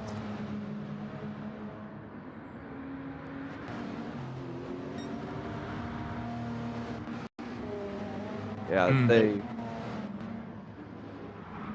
Yeah. Okay. I didn't even consider a two-stopper. Yeah, I mean, look at Slice Bread's soft tyres there. I mean, they definitely had better days, I think. The front left tyre is about three-quarter wear now. So this is where he's definitely going to be losing time. You can check with his lap delta. Apart from lap number 22, you can kind of see that the tyres are starting to drop off somewhat. So yeah, it's going to be interesting. I think I think Moose, you're right. I think they will be considering a two-stopper if they're going to remain on the soft tyres. Oh my God, there's a Tussum just about gets in front of Slice Bread, and he's all over the back bumper of Wicko right now, really putting him under all types of pressure right now. And it looks like Wicko is withstanding that pressure for the time being, but the gap between Tussum and Rick Shear has now closed to within a second now. So certainly you have that crossover between the soft tyres and the medium tyres with... I thought Rick Shear was on the medium. Sorry, my apologies. So they're all on the soft tyres then, as he picks up a half a second penalty for cutting track limits. So that is going to hinder his chances to fight with the two drivers in front. But Mav doing a really good job in 6th position, I have to say. But there is certainly a couple of battles going on, one for P3 and 4, and certainly the fight between the Group 3 cars. It's starting to hot up, I think, between Grim and Joseph. And also Sophia, not too far behind in the background as well, 1.1. Oh, I think Joseph took his penalty there. Yeah, so Joseph now coming under pressure from Sophia, both on the medium tyres, I do believe. So definitely. Oh, okay, that's interesting. So yeah, Sophia coming back into the race, it seems. Then currently in P4 for the Group 3s, but. Yeah, Joseph now is going to face the wrath of Sophia then in that Nissan GTR as we go through turn number 4, I do believe, through the S's and up into turn 5 for the left-hander. Yeah, it's all happening up and down the grid, it looks like, too. But what are your observations so far? The biggest thing that's sticking out to me is some of these drivers are really giving it everything they've got. And, we're only, just about 40 minutes through this. And it looks like we've also got Wicco going into the pits. So the pit stops are now officially rolling in. But to touch on Moose's point of a possibility of a two-stopper, if we just went 40 minutes with with the first pit stop rolling in, I definitely see the two-stopper becoming a thing. But looking at Sliced Bread, he's definitely going to need to get in. But in terms of just overall observations, we've got quite the spread of strategies. And it looks like Wicco is going to jump onto the racing mediums and start making his way through the S's. George Sr., we're not even at the halfway point. He's at about half a tank of fuel. So I don't know if George is currently doing any fuel saving or is just trying to put as much of a gap between him and the rest of the field as possible. As we go, we've got CBD coming in to get off the very worn softs. I didn't even consider the possibility of fuel when we saw Wicco go in, because it didn't look like Wicco grabbed any petrol for the tank. So I'm keeping an eye on the side to see if CBD will by chance be fueling. Nope, no fuel. So this one was just for a fresh set of rubber. So it looks like the second stop is going to be the fuel run, and it looks like CBD jumps on the mediums as well. So we might see the old SMS strategy, texting away with some softs, mediums, and softs. As we jump on board with Mav, who just caught CBD fresh out of the pits. Will Mav be able to get an overtake and make it stick for the time being? Because his softs are looking like they've seen some better days. Not as bad as CBD's, all things considered, just because of how hard CBD was pushing that car. But definitely going to be needing to make a stop here within the next 3 or 4 laps. Now jumping on to the TV cam, CBD driver heading up the hill with Mav just about a second behind. Looks like the tire life advantage is definitely playing a factor here. And Sliced Bread, oh my god. Yeah, those are definitely some used tires. As we take a look at Rick Shear, who is coming into the box and getting a fresh set of tires. Yeah, and now, just to get on your point... Sorry, Tony. No, sorry, I didn't mean to cut your word there. Go. Just to get onto your point, as Rick Shear comes into the pits now from 5th position. So it makes sense for the drivers not to put fuel in if they've got half a tank of fuel, because, of course, having a lighter car, of course, makes the car a little bit faster, but also not so hard on the tyres as well. There's not as much pressure going onto the tyres into the tarmac because of the lesser weight. So that is the reason why they're doing, as Joseph also comes into the pits as well from P4, isn't it, in the Group 3 cars. with 49% of fuel on the soft tyres. There's IMSA then, who is deciding to go further on this stint. He has got very worn soft tyres, but currently doing a good job.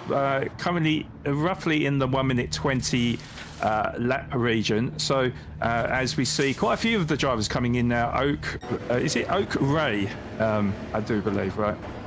You just call him Oak, right? Okay. Makes it a lot simpler for me as well. Yeah, he comes into the pits as well from P5, I do believe. So yeah, Jules Senior has developed quite the lead right now. 11.2 seconds is the lead over nearest rival Tuzzum. Tuzzum hasn't made his pit stop, has he? No. So he's actually saving them tyres pretty well, I have to say. But on the soft tyres, and certainly he'll be feeling the pain of lesser grip on them soft tyres. The tyres probably screaming for dear life right now as he looks to pass Stratos, and expertly done there as he crosses the line to finish lap number 37. Sorry, Moose, I didn't hear what you said there.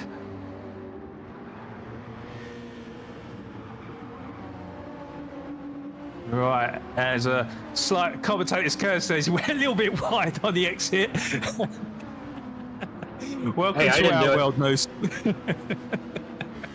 Yeah, no, still doing a good job though. Currently, the gap is 11.5 seconds, and yeah, as I said, this is no easy feat to get through the traffic, and certainly a little bit of luck gets thrown in there as well, as to when they do catch up to the drivers in front that they're overtaking. CBD driver is now 20 seconds adrift of Tuzzum, but he has decided to pick the medium tyres, so it's going to be interesting to see how long them tyres last.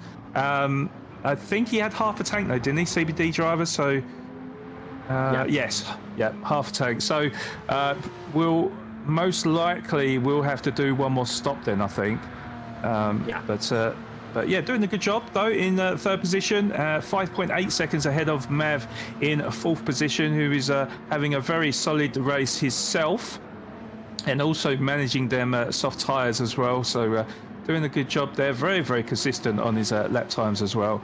With Wicco currently in P5, he's made his pit stop already on the medium tyres as he's Has he just made a move on Rick Shear there, or were they just very close together? No, he did, because he had pitted close already. Oh, okay. Wicco had pitted, so he's just coming back. Right, okay, so Rick Shear, oh my god, this is the dynamic I was speaking about, as they are stuck behind IMSA racing as they go through the chicane, and Wicco is going to be feeling that pressure because they were near enough touching through the chicane there, as Rick Shear now will be trying to size up an opportunity on Wicco, perhaps trying to get the best exit out of turns 6 and 7, and use that slipstream to power past Wicco. I would believe that Wicco will be trying to defend the inside line, but we'll see the power of the slipstream now. We'll see if Rick is able to make a move on Wicco, but he's certainly not going to make it easy for him. Shows him the outside line, which is going to turn into the inside line, and there's the move done from Rick, and moves up into P5 too. Yeah, that was a great overtake by Rick on his PhD teammate in Wicco. And you got to also commend both the drivers. They're both part of the same team, and so there is that, sense of familiarity and that sense of trust. They were really close to each other that entire lap, and Rick was able to just squeeze the overtake and make it stick by going onto the outside line, which then turned into the inside line, coming through the turn 10 chicane. And so it's going to be interesting to see how this plays out. And Wicco does get a little bit of a hop, so that doesn't qualify as air, but we did see a hop, skip, and or jump. But it looks like Wicco didn't get a half-second penalty for that, as he must have lifted when he went off track. So top tip for you, if you're about to go wide, get off the gas. Sometimes the game will not penalize for you. But jumping on over to the battle in the Group 3 category between Grim and Sophia. There is a blue flag on the play, probably from George or another Group 3 driver coming through. It looks like it's actually from Mav. Our P1 runner for Group 3 has gone into the box at the moment. So, yeah, Sliced really needed to go and get off those tires. And it looks like Grim and Sophia will, or at least Grim, will be rather close behind when that's all said and done.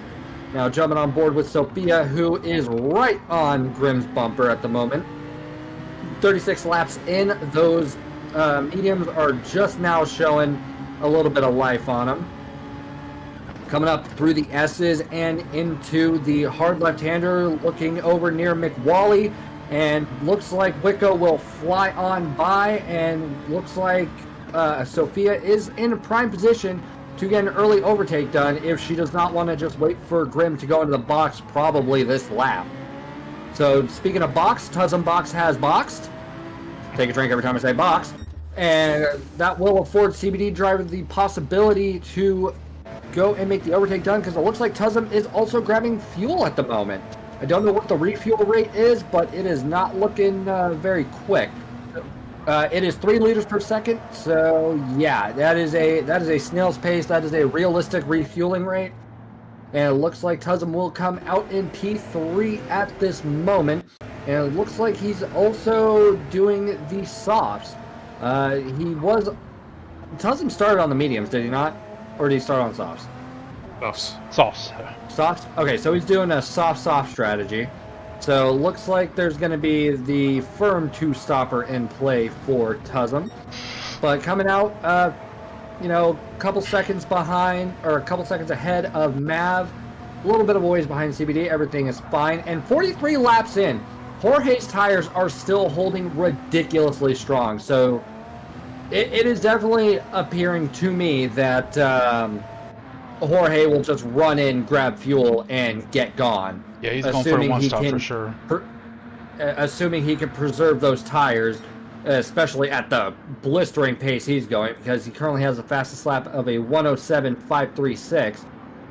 Looks like the back end of the Group 1 category are all still within earshot of each other.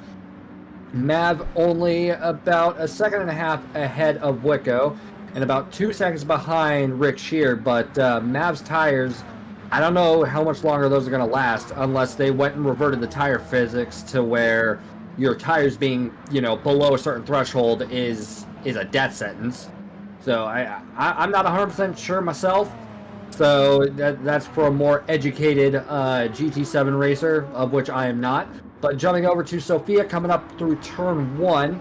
Medium still holding very nice. Fuel tank looking...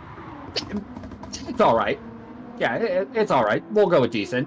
Currently has a 25-second gap ahead of Mercedes and Sliced Bread.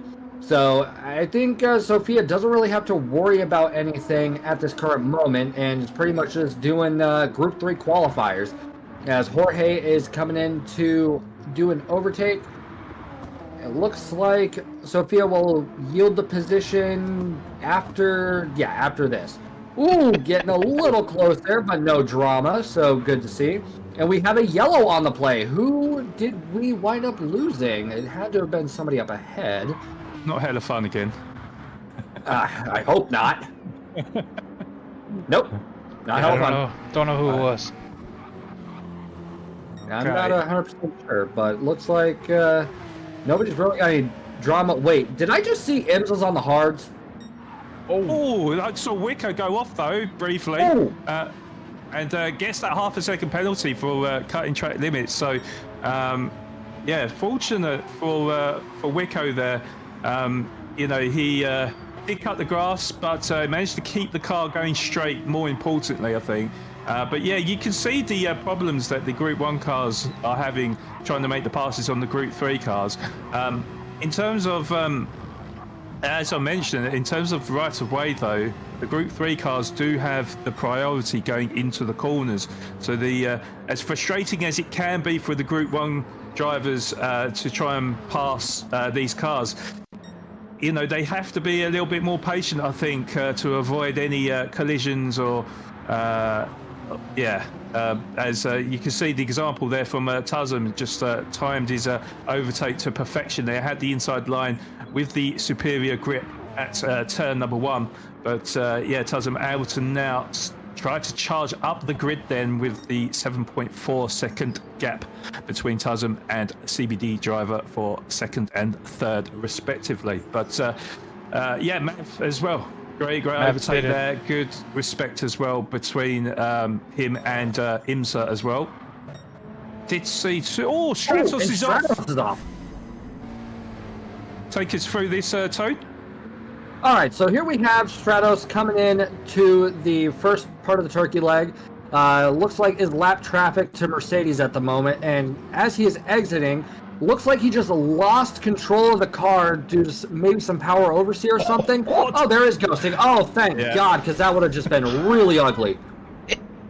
But it looks like Stratos is able to get back on track and isn't in too terrible of a position.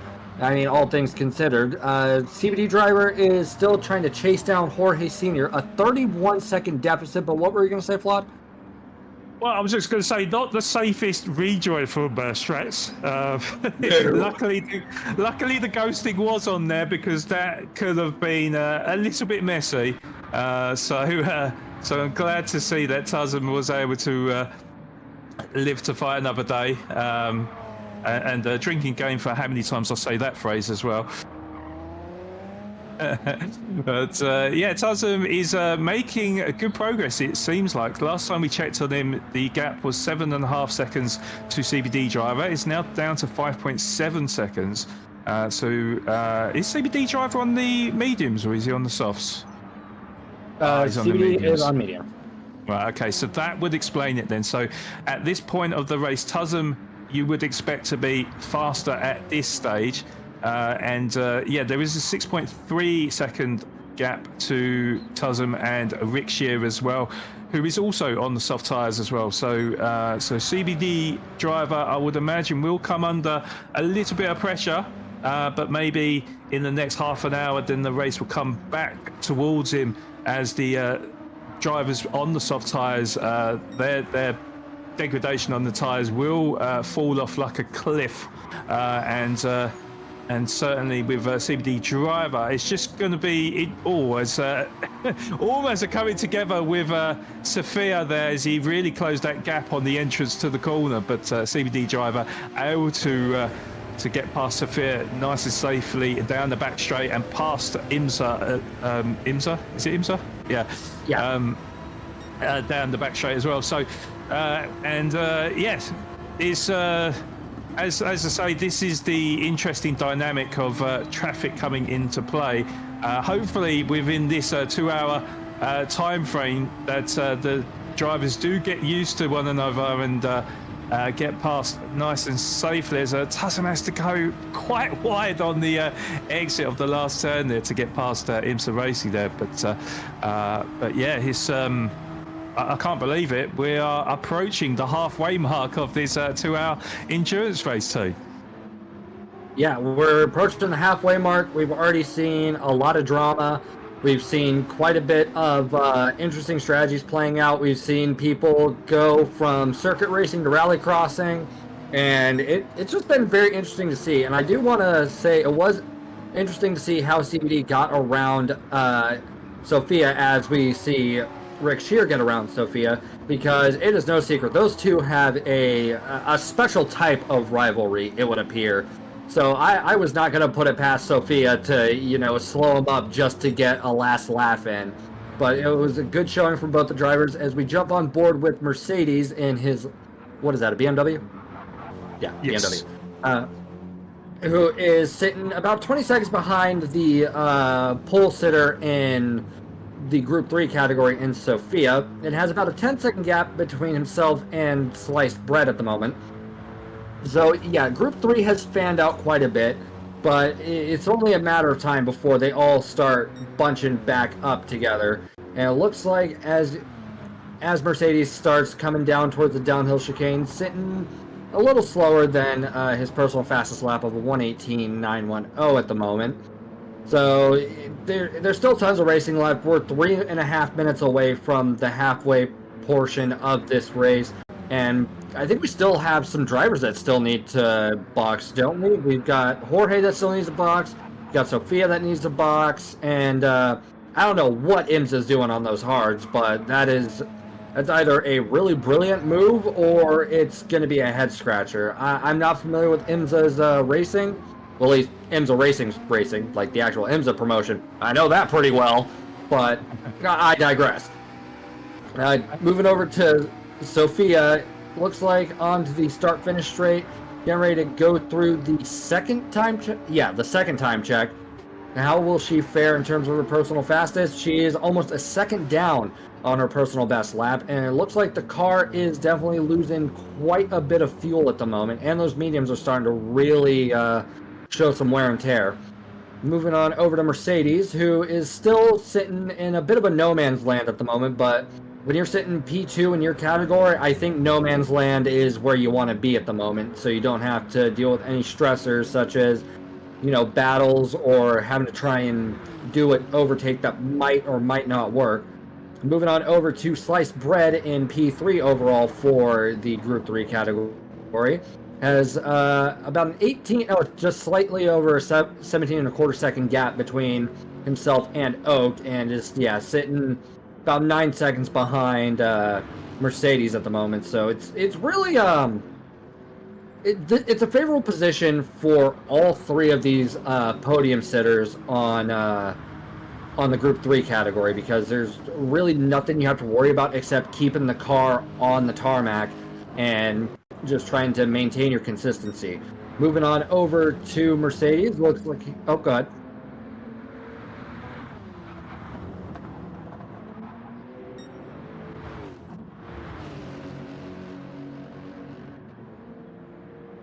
Yeah, well, I was gonna allude to that, Moose, that he stayed on them soft tyres for a very long time, and I did think that he was losing way too much time, particularly because of these new physics on GT7, where since they changed the tyre physics, once the degradation goes beyond that halfway mark, you start losing time, and he was on very dead soft tyres, so I think that he was losing a lot of time during that phase. So I think that's how that's played out. Sorry. He did. That's true as well. Yeah. Yeah. So the combination of the two has kind of lost him a fair chunk of time, I think, and that's how perhaps Joseph has managed to leapfrog him into second position for the Group 3s. I just wanted to respond to Rob as well. I know you kind of typed it in chat, Moose, but yeah, we appreciate that, Rob. Obviously, we can't see everything that we see, so it's good to have some added info for us for the comms. And I do notice he is kind of lurking in the background, so I don't know. I mean, obviously it's up to you, Moose, but I don't know if he he wants could to chat. join I us at told all, him but- he's muted. He said we got the comms team locked down, so he just wanted to be in chat, but he's welcome to say hi. But one thing I did want to bring up about Slice's strategy here, I think what he's doing is the amount of fuel he took should put him, I'm thinking maybe like the last half hour he might go on a soft stint with low fuel and be really fast. So I think he might have took enough fuel to maybe make the rest of the race. So maybe one quick tire change for him and then a very fast last stint might be his plan, is what I'm thinking. Yeah. Well, obviously, for us spectating, we can't see the driver information in terms of whether he's swapping up the fuel maps.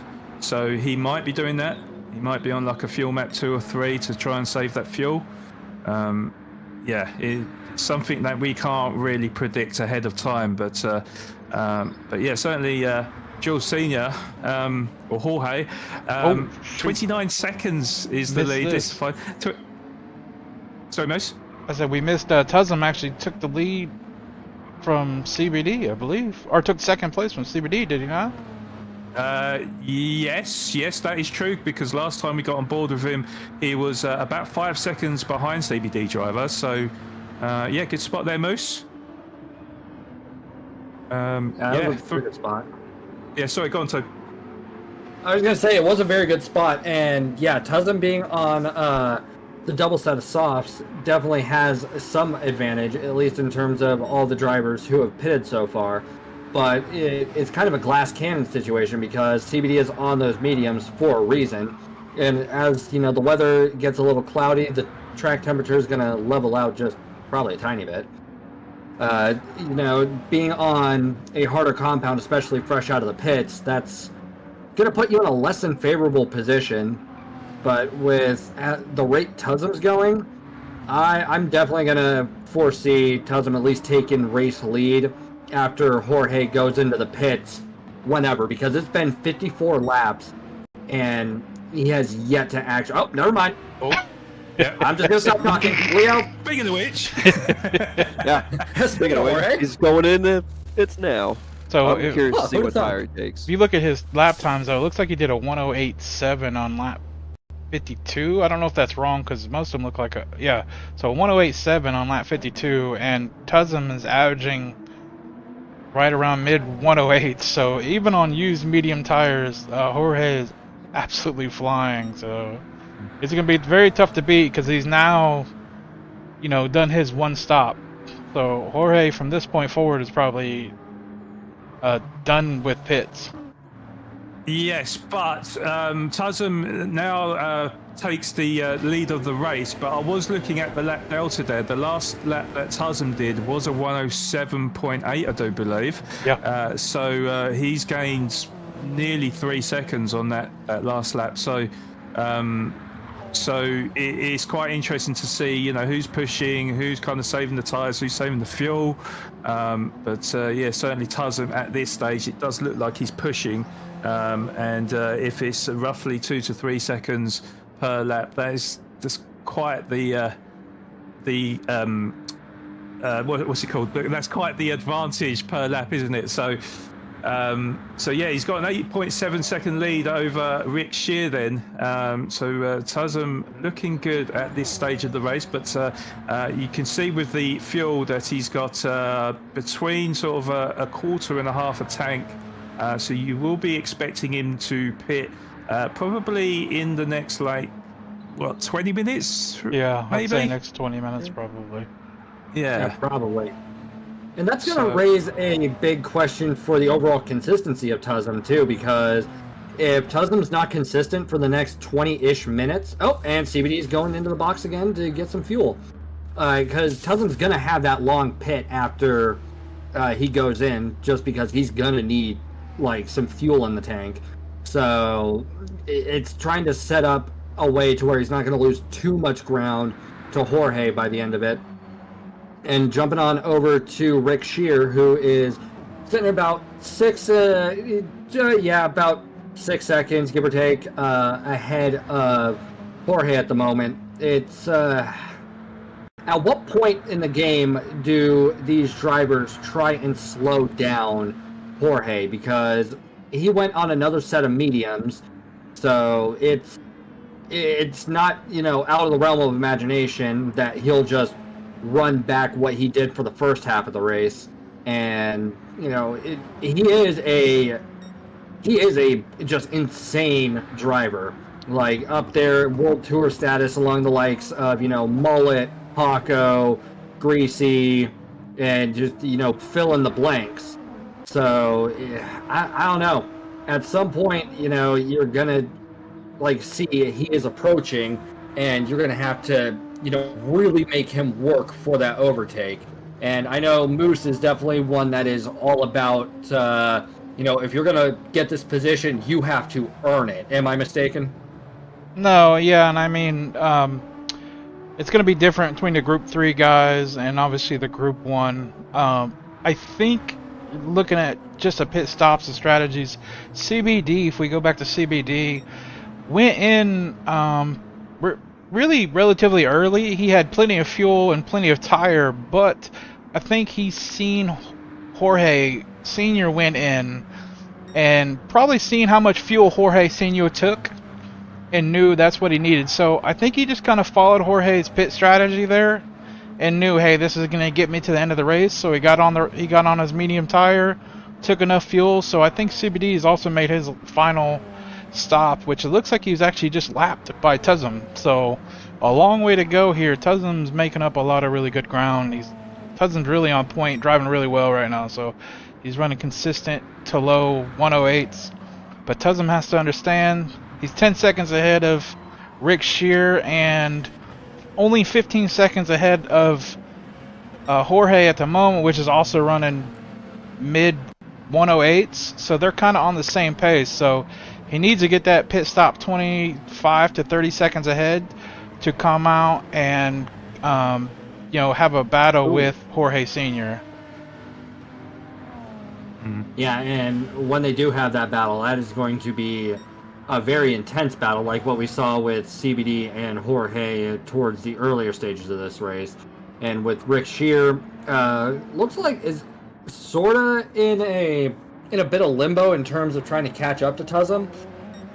It's hard telling how that's going to go, and I think I just saw CBD kick a cone. I don't know. But coming up into turn one, coming up into turn one, CBD driver is really taking a tighter line and is coming in down towards the S's.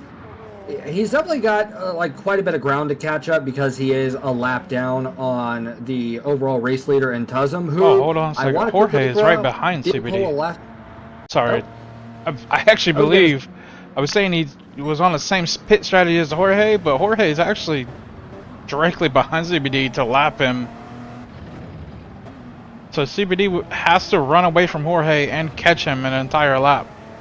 Am I wrong? No, I think no, you are not wrong. That is a tall order right there. That's a very tall order. But I also want to bring to your attention that I'm starting to see a bit of a pack forming up at the start of the lap as well. So I'm not sure what position that is, but there is quite a train of cars. Oh, okay. Hello, fun. He Look, pull over there. He just slowed right down there. But he looks paused at the moment. Oh, he's back. Bad timing on that, but oh my God. Yikes.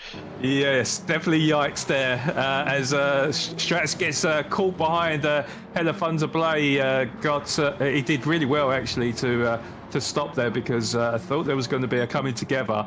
But as we've always said, quite the dynamic there and quite the mix of cars now, isn't there? You can really see the differences between the cars, even like the Group 3s, like the drivers towards the back of the grid, kind of like lapping each other now, and Joseph now lapping it looks like Stratos and with Hella Fun to Play just in front, as well as, oh my God, Joseph just about gets on the anchors just in time to avoid colliding with Hella Fun to Play. But yeah, something I've also noticed as well is, didn't we start off with 15 drivers?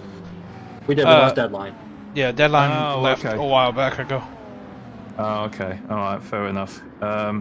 So hopefully it was a technical issue and not a rage quit. But it did look quite tricky for deadline in that Supra, which I did say was a tricky car to drive and a little bit of an unusual choice. But nevertheless, it was good to see him on track. But yeah, 100%. But Safir, though, doing a really, really good job, as it looks like Tuzum is lapping Mav then. Mav currently in P5, but Tuzum getting the overspeed down the back straight and able to maneuver safely in front of Mav to lap him. But certainly Sophia doing a really good job then. And she is the queen of strategy. Of all the races that I've seen of her in the past, tends to really think through these strategies, really does save them tyres, the fuel, and with an hour and 10 minutes gone in this endurance race, still on the first stint, still on the first tank of fuel as well, just under a quarter of a tank she's got. So we will probably see her coming into the pits probably in the next 10 minutes, I'd imagine. So I'd imagine she'll probably go onto the soft tyres next, and maybe just a splash and dash to see to the checkered line. But Yeah, I was yeah, just gonna certainly.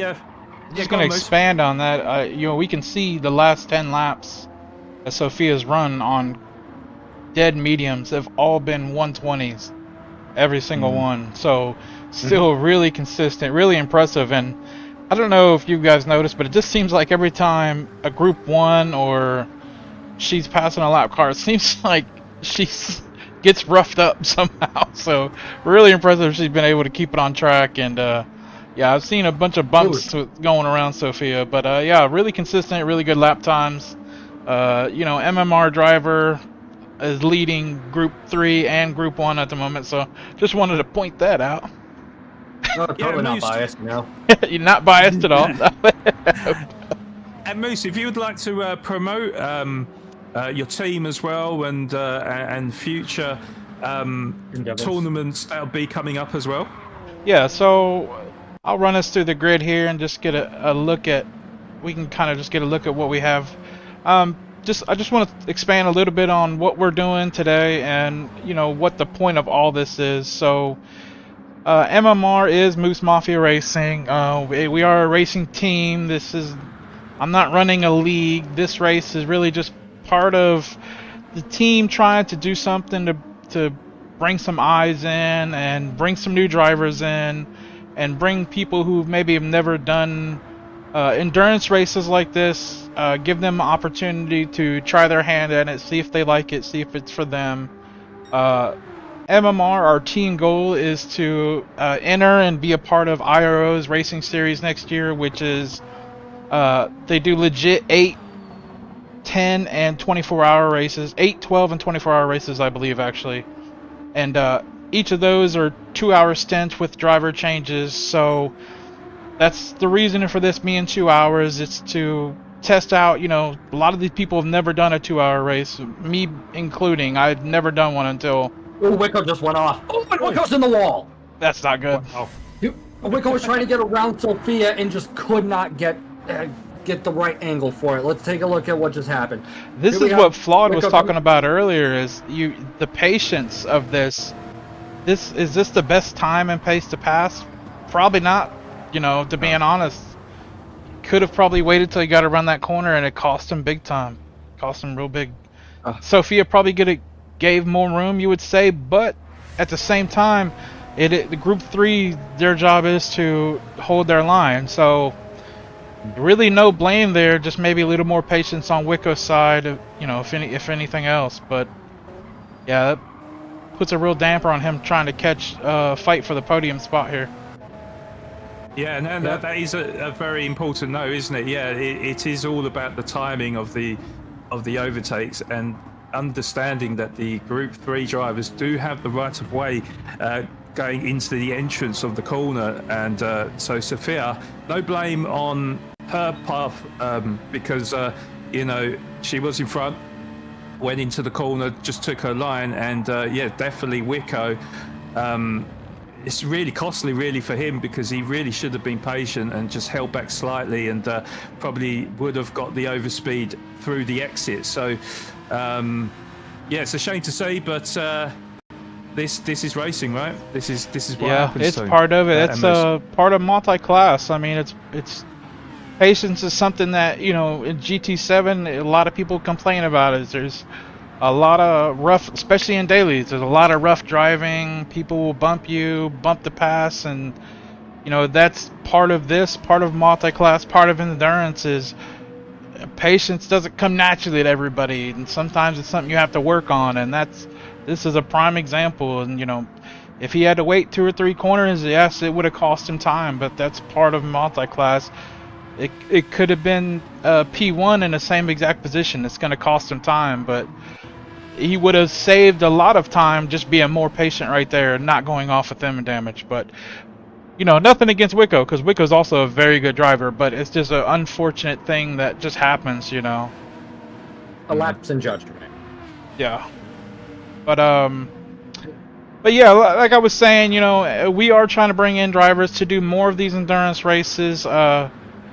there's a possibility we hold 1 to 2 of these, not next month, but the month after. Maybe one multi-class like this if guys really enjoy it, and you know, maybe one just group 3 because that is the direction of the team.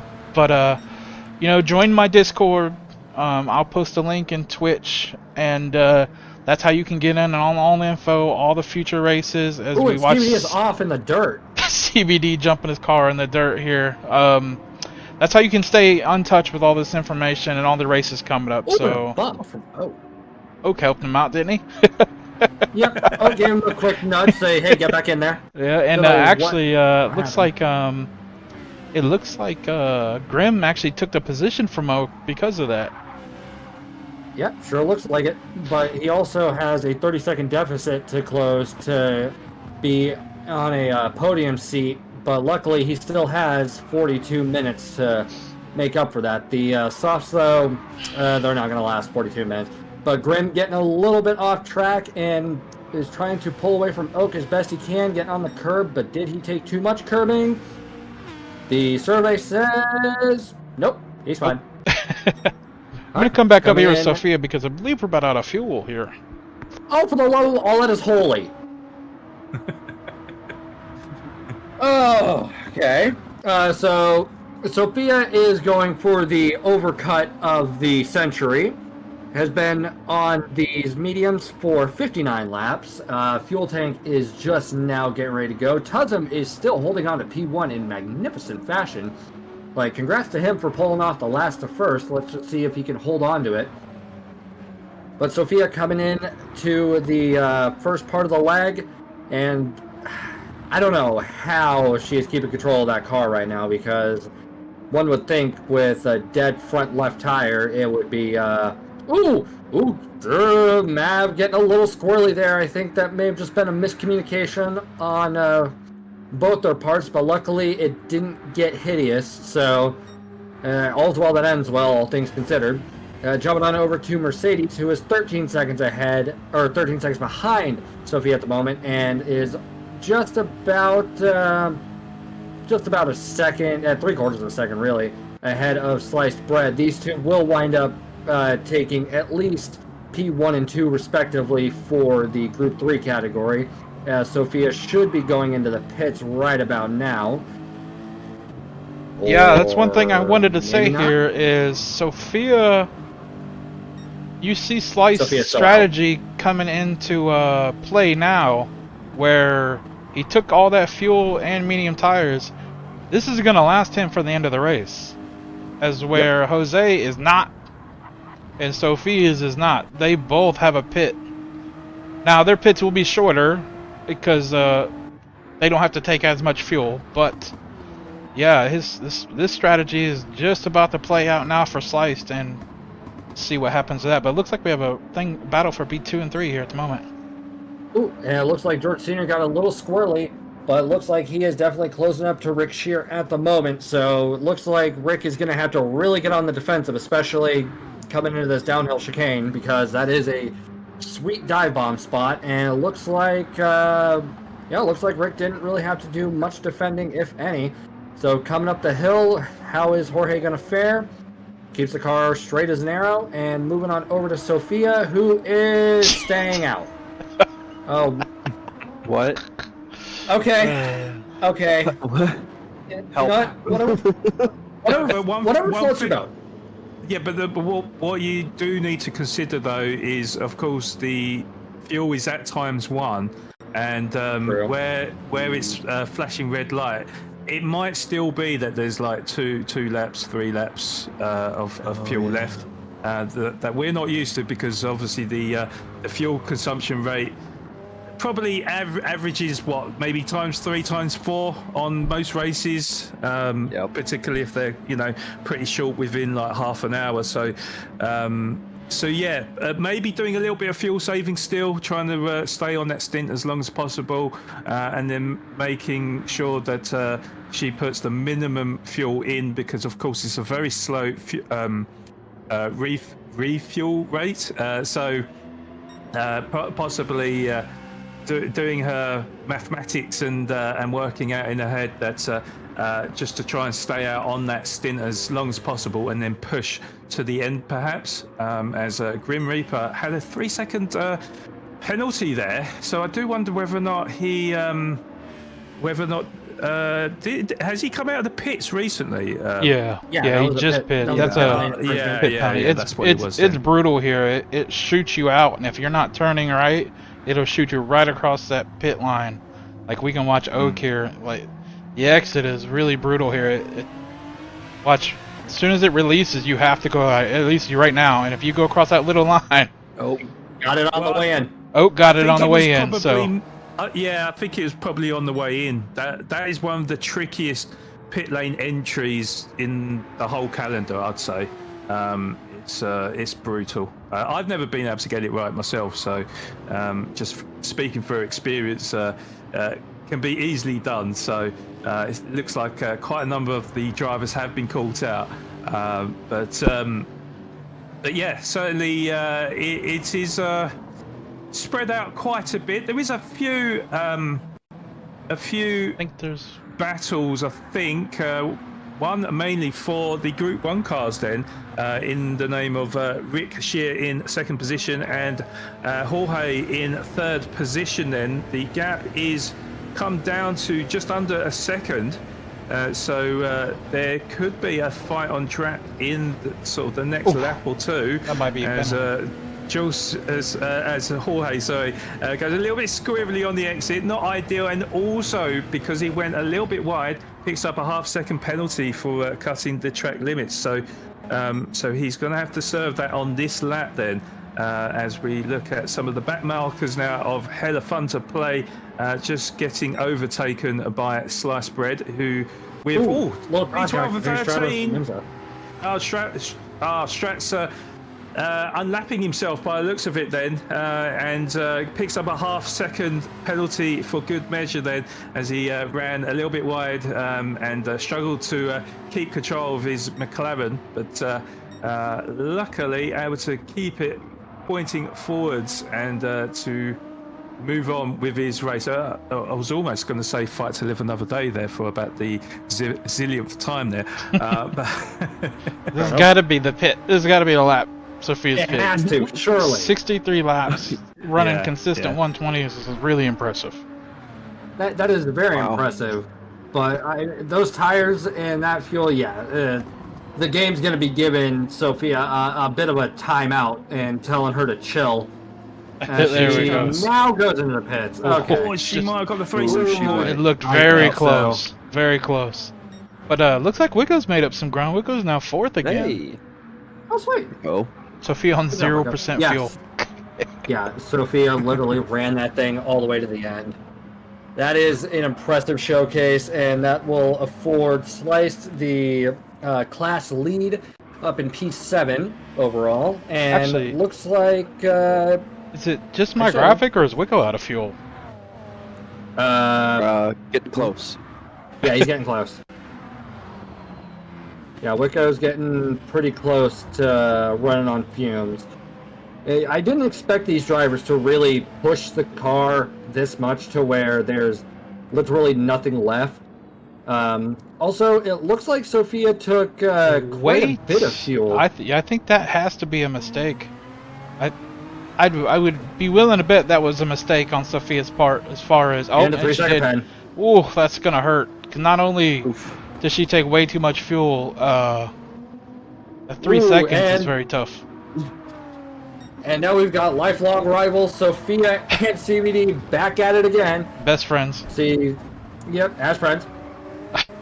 And coming on through, and CBD makes the overtake and is back in the game.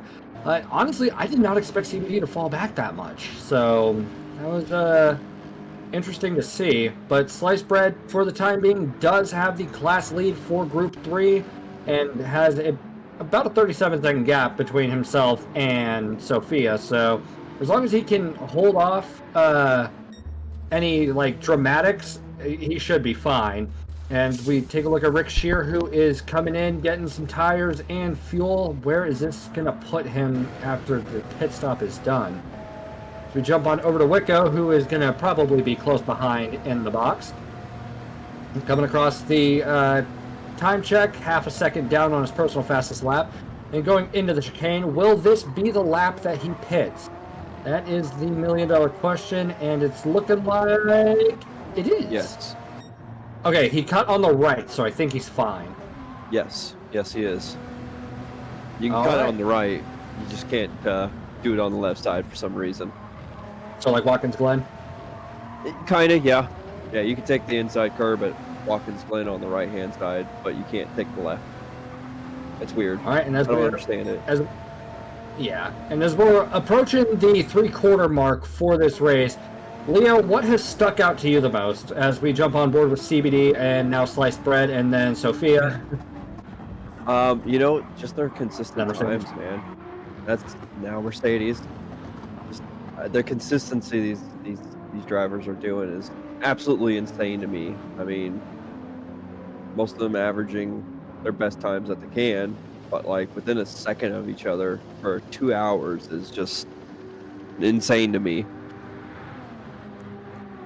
That's one thing I wanted to and- bring up. I'm sorry. One thing I want to bring up is we're now an hour and a half into everybody pushing as hard as they can. So right now the driver's focus is all over the place. So any mistakes, can't chalk them up to maybe just, a 10-lap race like you just push too hard. Some of these drivers could be losing focus, might have to go to the bathroom, hands are sweating, or, hands are cramping, something, it's a lot's going on with every one of these drivers right now. So for them to still be running consistent laps is really, really impressive.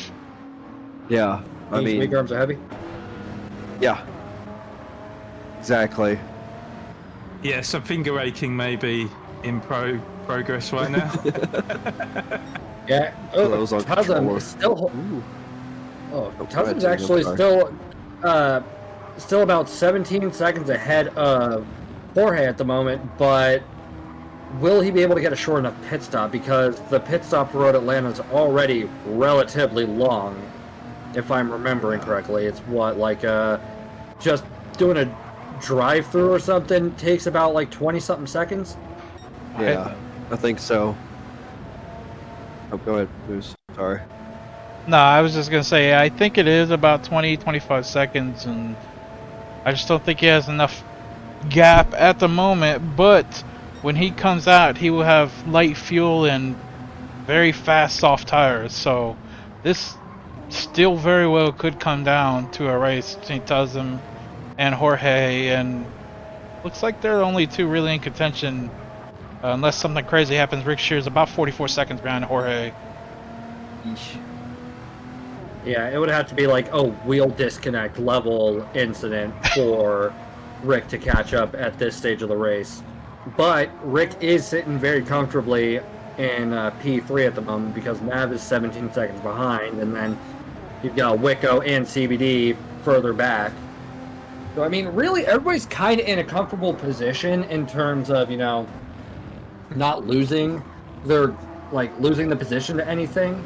But, if you're sitting there in the realm of Wicco and Mav, there surely has to be at least a slight tinge of frustration just because you've got 30 minutes on the dot left and you're kind of sitting there thinking, what do I need to do to gain as much ground as humanly possible?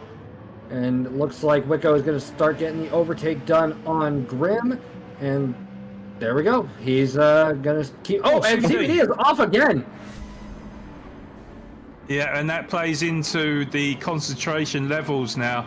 It could be quite difficult for the drivers as we look on board with CBD driver who goes in to the S's. And that's... Oh, God, there's a big collision with Sliced Bread there. And that is why he's in the gravel or was in the gravel trap there.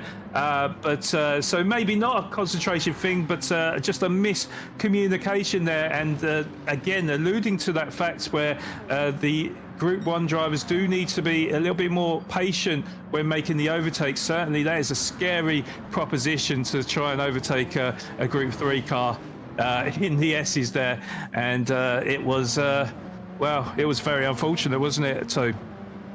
Yeah, it was a heartbreaking thing to see, especially because CBD was already working like crazy to try and close as much ground, and then having that happen just it really throws a huge wrench in your plans that I don't know if you can really bounce back from effectively over the next 28 minutes, because even if you tried to shave a second off your time, you're still not going to be able to, close that gap enough given the circumstances. So it's one of those things that, like, you can give it your best effort, but at what point do you just kind of reside yourself to, where you're at? I mean, looking at Sophia, she's got Mercedes pretty much right in tow. Like, one ill-timed penalty could cost her that position, but unlike, Wicco and Mav and CBD, there's still that opportunity to make the ground up unless something cataclysmic happens to the front runners. And coming up in and out of the S's onto the curbing, looks like Mercedes is going to hold tightly, and actually I don't think he's going to get a pen on that. Nope, never mind. Never mind.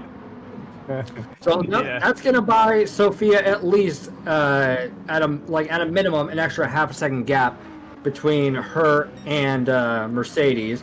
Grimm is still sitting, quite a ways back, all things considered, but P4 overall for his class, so definitely in the top half. And looking over at Oak, who is about 30 seconds ahead of Imza, and yeah, I think Oak's kind of sitting there in no man's land at the moment. Tuzum coming around and getting the overtake done. Tuzum, who is running dangerously low on fuel, has only a 10-second lead between himself and Jorge, so for all the valiant efforts that Tuzum did, Jorge just caught up too quick, and despite everybody's best efforts, either intentionally or subconsciously, they just could not slow Jorge down enough. But luckily, Tuzum will have a shorter pit stop overall, so all is not lost per se, because it's still 26 minutes. Anything can happen, anything will happen, and I'm still waiting for a car to turn into a plane. So it's no. Unless Leo's someone not takes racing the either. ultimate shortcut coming up the hill there and land it. That's the only way we're going to see a flying car. And something I have noticed with Jorge as well, his pace is pretty supreme on them medium tyres. I mean, his last lap was a 107.9. It's only half a second off the fastest lap time, which was produced by him as well, on lap number 76. So, he gets pushed wide, doesn't he, from Oak? Oh, it's Corley! He saves it. Does very well to rescue the situation, I have to say. That was it was an awkward moment, let's just say, but George, a sigh of relief, I think. He will not want to have any more instances like that, as we see Tuzum with that 3-second penalty. It does seem like it's really catching out all the drivers, that entry into the pits, that is, because it's very, very tight, isn't it? I've never been able to perfect the entry into the pits, so that is really going to hurt Tuzum's race here as he serves his penalty now. So that gap is going to come down to probably about more like the 28-second mark, maybe, because it's one of the cruel mistresses on this circuit as well, is that you serve the penalty in the flat-out section, and with a 3-second penalty, you are pretty much going down to what's like second gear or something, isn't it? So he's going to be losing a lot of speed, a lot of time, and there you go. 28.5 second is the gap there. So Tuzum has got the advantage, having the obviously low fuel on the soft tyres, so he should be quicker at this stage, but obviously now it's all about being consistent, it's all about cutting out the mistakes, and hope that he can close that gap to Jorge, but 28.5 seconds is quite the tall order, I think. Leo, don't you agree? I do. For him to try to catch him, he's going to have to pretty much go flat out everywhere, which in this car is super, super difficult, especially in the R18. It doesn't rev real high because it is a diesel, I mean, you can't rely on revving it out, getting the most speed out of it. So Yeah, indeed. So yeah, it's definitely going to be interesting now. We'll see who are the drivers that are pushing right now. Strats goes a little bit wide. I don't know if he was giving way to CBD driver or not there, but CBD able to safely navigate his way through. And same to George as well. Was it down the inside of Grim, wasn't it? So able to carry on with his race as well. But Grim starting to make a little bit of progress. Currently in P3 at the moment. He is 15 seconds behind Joseph though. So it does remain to be seen in the last 23 laps of this endurance whether or not he'll be able to close that gap to Joseph and duke it out with him in the final embers of the race. We have got Oak in fourth position, who is kind of in a bit of no man's land right now. 23 seconds adrift of Grim and a further 35 seconds ahead of IMSA Racing in fifth position. As we see Tuzum, you see that is the perfect example of timing your move to perfection on particular parts of the circuit. But yeah, Tuzum 27 seconds, so he has made up a second on that last lap, but still a long way ahead for him. As a CBD driver saying, "I'm sorry," so I'm not sure if he's had a moment with passing traffic or not. But oh, that was with Hell of Fun to Play. Okay. Yeah, it is very, very spaced out at the moment. At this stage, we just don't know what's going to happen here. We don't know if the traffic will come into play, as we've seen on many of a lap, and IMSA is going to be faced with that feat now as he's catching up to Hell of Fun to Play, who is only 2 positions behind, but did they just go side by side into the corner? Jesus Christ! As Jules Senior has to go through the middle of them to make the overtake. Something I did just predict there. Probably a bit of an awkward moment there, I think, and probably IMSA Racing closing his eyes through turn 1. I think too. Yeah, I would be closing my eyes and finding a god that'll listen on that one, because I mean, just look at what Jorge had to do. He pretty much had to brute force a Moses maneuver in there, and luckily it didn't slow him down too much. But it looks like everything is kind of starting to bunch back up. Like Jorge is running into Group 3 cars that are battling it out and having to really navigate that stormy sea, and it is affording Tuzum a little bit of an opportunity to try and catch back up and hopefully within the next 20 minutes have a solid bout for the race lead. So, I mean, the race is definitely far from over at this point. Jumping on over to Wicco, who is currently 15 seconds ahead of Mav and about 45 seconds behind Rick Shear. Almost forgot who it was for a second.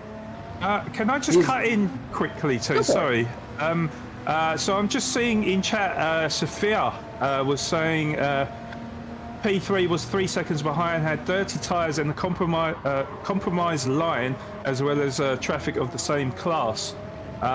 So, Sophia, you've backed out then, right? Okay. I mean, I was wondering how you typing at the same time as driving, but that does take some skill, I have to say. But really sad to see, though, to be honest, especially running an hour and a half. Over an hour and a half of the race to kind of quit out in the final 25 minutes of the race. You were sent off track by Mav, so you had enough, right? Okay. So I'm sorry to hear that. That's obviously cruel luck, but yeah, moving on though. So Jules Senior has got the 26 second lead over Tuzum. So the gap is coming down, but not at the rate that Tuzum would like, unfortunately. But nevertheless, if should Jules Senior not make any mistakes. This will be a fantastic win for him, and still a great performance from Tuzem as well in a second position. Something we've definitely not talked about as well is obviously the lights coming down, the track getting a little bit dark, the track temperature getting a lot cooler, so it may be a little bit trickier for the drivers to navigate their way through the circuit, through the traffic, and of course being a little bit more slippery on them tyres as well. Don't you think so? Yeah, with the tires, having to deal with the cooling off of the track, the light is now becoming, very scarce at this rate. It's going to get a lot more treacherous for these drivers, especially just due to the simple fact that, Oak got a half-second penalty for going off track. But, some people's monitors or TVs don't take in dark driving conditions as well as somebody else's. So, IMSA getting quite squirrely on that one. But where was I? Oh, yeah. But just due to the fact that, everybody's on different hardware, people are going to see things differently. So, say for Jorge, it's, just a bright summer's day on his monitor for the sake of argument. But for, say, I don't know, Rick Shear or CBD or Mercedes, it could be, pitch black. Because, imagine you're sitting here racing, you're giving everything you got, and then the sun goes down in the last 20 minutes, and, this does happen, trust me. You're sitting there looking at your TV, but lo and behold, glare hits.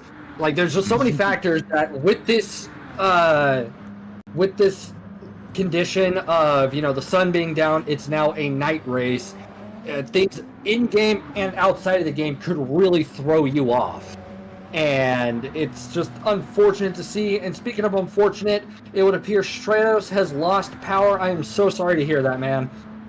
But all things considered, Tuzem, getting back to the race, he's, it looks like he's actually starting to find the rhythm to close the gap to Jorge, at least somewhat.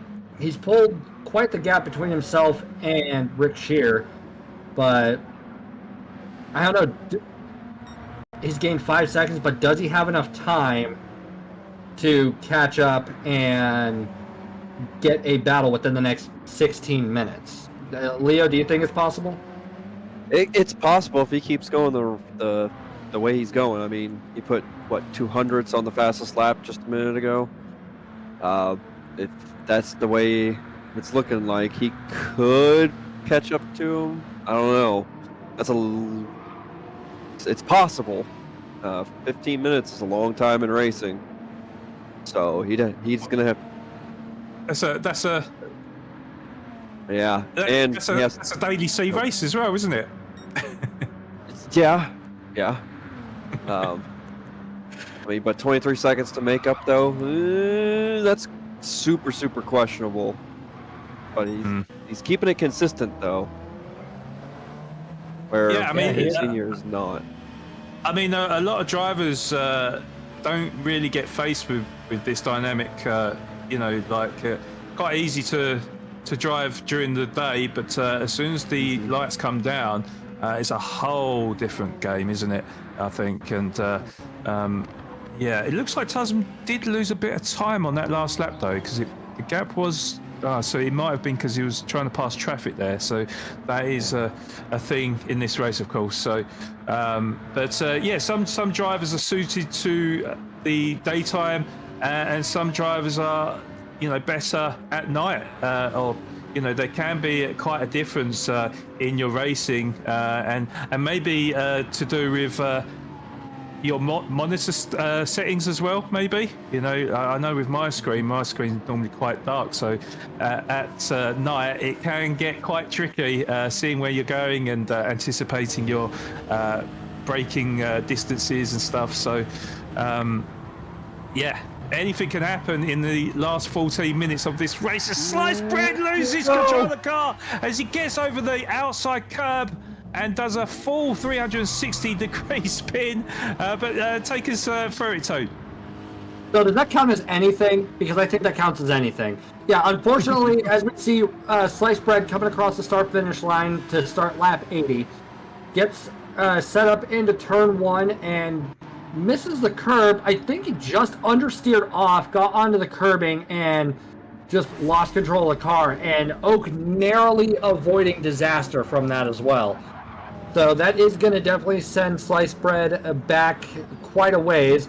And actually, it didn't send him too terribly off, but it did buy Mercedes at least, some glimpse of hope that he can catch up and try and fight for class lead. Oh, with 13 minutes left, that is still a very tall order. Yeah.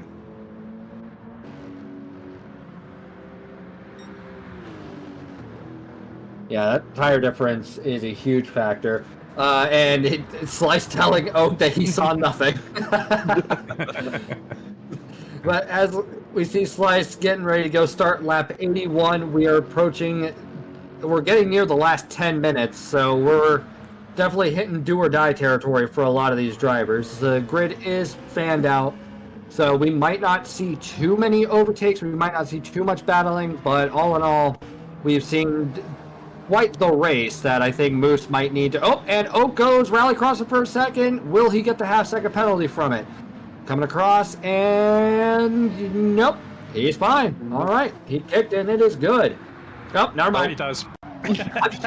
Why do I even say anything? Too soon. Why do I say anything? He didn't get the first one, but he got the second one. Yeah, I guess so. As we jump on board with Indra, who is still on super fresh sauce. How on earth is that? What? Oh, okay. Oh. Okay. All right. Well, IMSA definitely doing some bold strategies, and you know what? I respect it. But IMSA is coming down to start lap 84 himself, over onto Hella Fun to Play, who is going to start lap 77. Hella Fun to Play has just been kind of racing and just there to have fun, and I respect that. Like, we haven't seen, any signs of, wanting to be done with this. Like, hats off to Hella Fun to Play for seeing this through all the way to the end. Like, mad respect. Jorge Sr. up in P1. Oh, God. I was just about to say, technically he has moved up 2 positions. Hella Fun to Play. He might be at the back of the grid 3 at the minute, but technically 3 actually. Yeah, you're correct. So, fair play. Might not be too fun being at the back, but he's continued with it and is getting the rewards now. So, or as someone that didn't get the rewards is Tuzzenbox, who's just picked up a half-second penalty coming out of that corner. So, it's not going to hinder his race at all, to be honest. Perhaps, if there was any chance of him catching up with Jorge, well, that has completely diminished now, I think. As you said, Tim, we are in the last 10 minutes of the race now. So you would suspect that the positioning of the drivers now is probably going to remain the same till the end of the race, I think. Yeah, I think this is kind of what the grid is going to... Oh, never mind, Slice Bread's off. All right, let's see what happens. So, coming in through the downhill, or coming across the back straight, Slice Bread's in about a second and a half behind his current fastest lap. Coming in through the chicane, seeing a little bit of fire leaving the exhaust. Getting up onto the curbing and shooting it on out, and he's gone. Too much curbing. So, another commentator's curse there. I didn't say his name once. That's Jose within 15 seconds now. Yeah. And Grim is within 13 seconds of Jose. It's still a good gap, but it's not unachievable. And still 10 minutes of racing to go. Yeah, I mean, definitely achievable. What I was getting at with the night racing was that it can become quite tricky for the drivers, obviously not being able to sort of see completely in front of them, slightly either missing their breaking points or perhaps getting on the power a little bit too early, and yeah, just certainly on that moment there, the curb really caught him out. It's very slippery on that outside curb. That is easily. Oh, I thought he was going to do it again. I thought so too. Don't worry. So yeah, these things can happen, and yeah, I mean, obviously, I don't want him to make a mistake, of course, but you know, if he was to do that again, Joseph could be given a glimmer of a chance in the final 8 minutes to try and catch up to him, to steal that position away from him. And of course, something, you know, we didn't allude to is Sliced Bread is in the lead for the Group 3 class. So some big honours for the Group 3 drivers in the final embers of this race. So something I wish GT7 kind of gave us that information so we don't have to kind of work it out as commentators. But yeah. But yeah, what are your thoughts, Leo, as you're talking? Oh man, I'm sorry to cut you off so much, That's all right. but yeah, I wish we honestly, I wish we did have more information about as we see Oak and Wicco going to turn 1, giving them space. Everybody's just kind of settling in. These night races, I would have to agree with you, Flood. I can't see at night in the first place when I'm driving, let alone in this game. So I don't know how these guys are doing it. It makes it very difficult, especially at the speed that these Group 1 cars are going. That would scare me after death, seeing them come behind me in the rearview mirror in a Group 3 car. Yeah, I mean, them lights don't look like they've got the full beams on. It looks like they've got like the side lights on or something. You know, it's pretty poor visibility for the drivers. But yeah, Toon, if you want to add to that.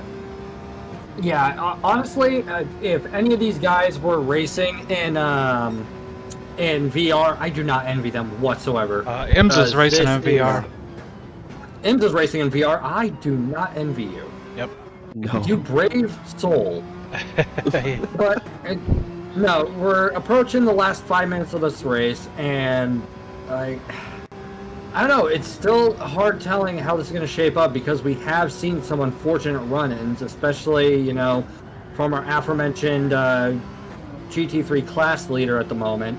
So, I mean, just because it's, you know, the last 6 minutes of the race, it doesn't mean that it's all over.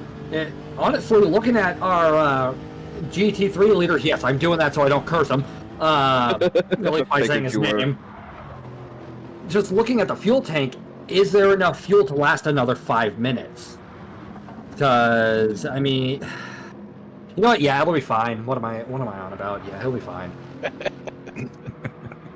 But it looks like he's got a 15-second gap ahead of Mercedes, even after all of the issues. So, like, I think our class leader for GT3 needs to go and buy a lottery ticket because this man is getting pretty lucky in some regard. As we see tons of across the line, setting a new fastest lap, entering the 106s, 106.852. Unfortunately, 5 minutes, I don't think is enough time unless something happens to Jorge. And he's on his 100th lap. Could you imagine doing 100 laps of this? I'd be just... I would have checked out around lap 80.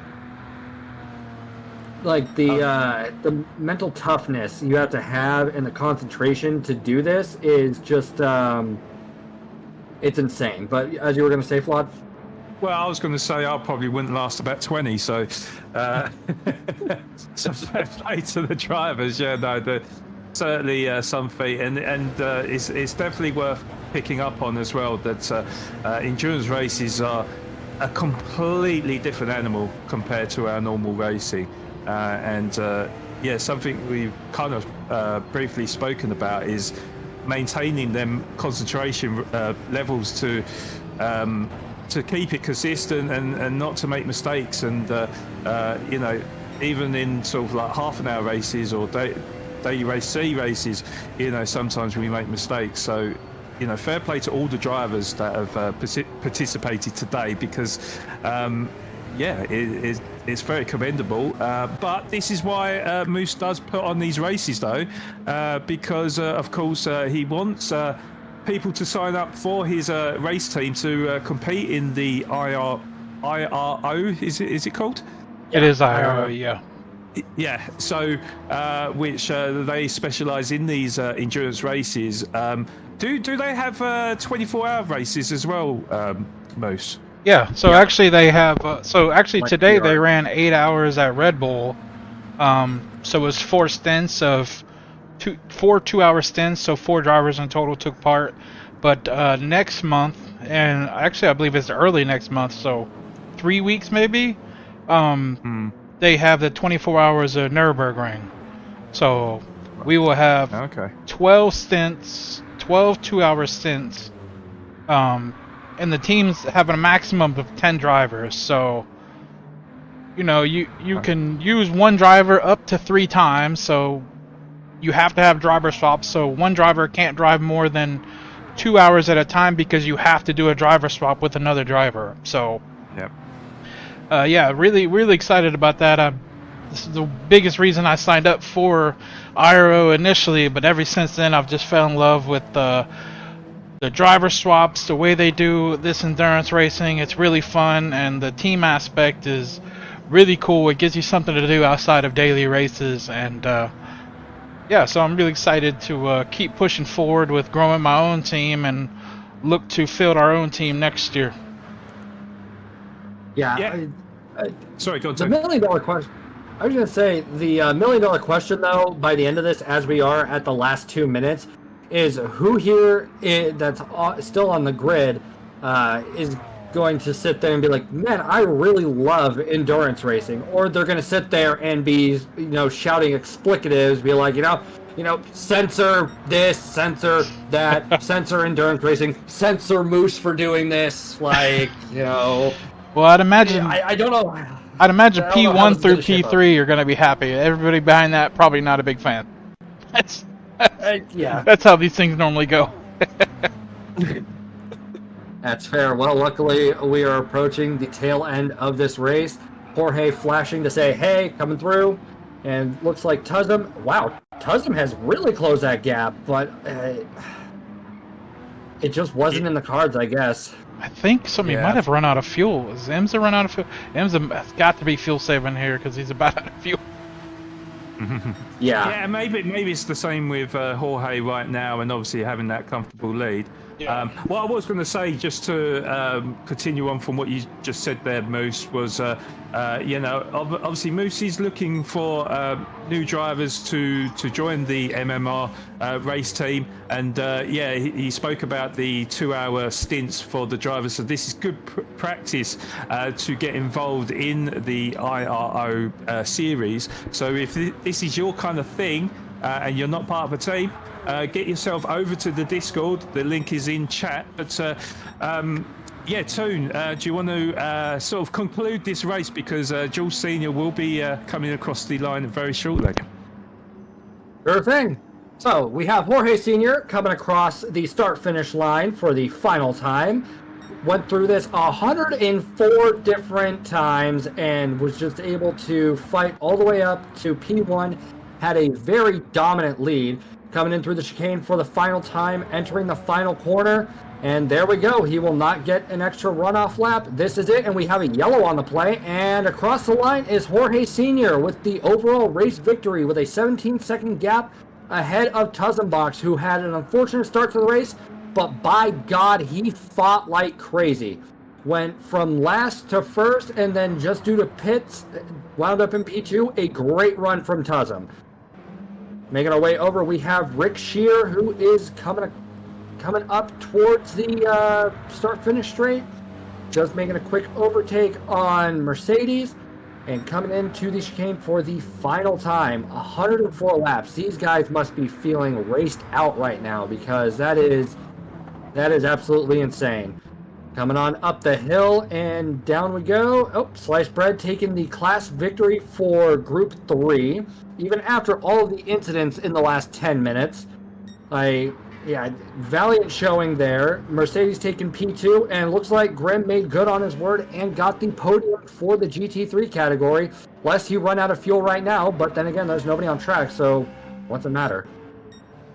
And across the line, and that is everybody. 2 hours of, adrenaline pumping, muscle aching, heartbreaking racing. Yes, there was a rhyme there. You're welcome. And it's over. So congratulations to Jorge Sr. for the pole position, and let's go take a look at the classified results. Since there are no stewards inquiries, this is set in stone, baby. There is definitely So not. taking the race victory will be Jorge Sr. with a total race time of 2 hours, 5 seconds, .227.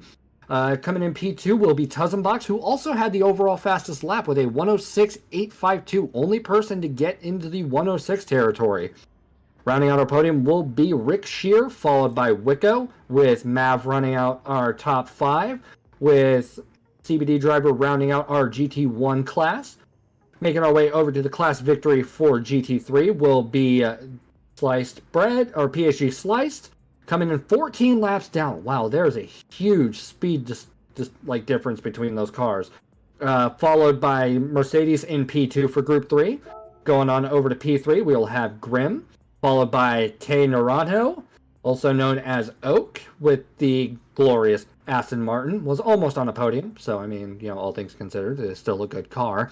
Followed by Imza in the 911, with hella fun to play, valiantly fighting in the Alpha 4C, 20 laps down from Group 1, but hey, man made that thing work the best he could.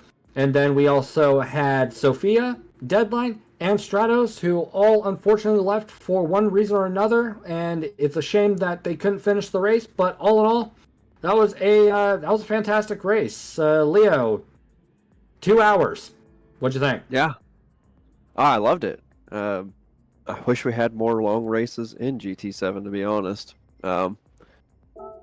Maybe not as a race, because I got to work up to that one. But it's interesting, and I love the concept of it. So hope there's more to come, especially with Moose wanting to get the IRO stuff going. Y'all gonna have to practice that more, for sure, because that's all they do. Is 2 hour stints. Yep. And Moose, did you say we were doing post-race interviews?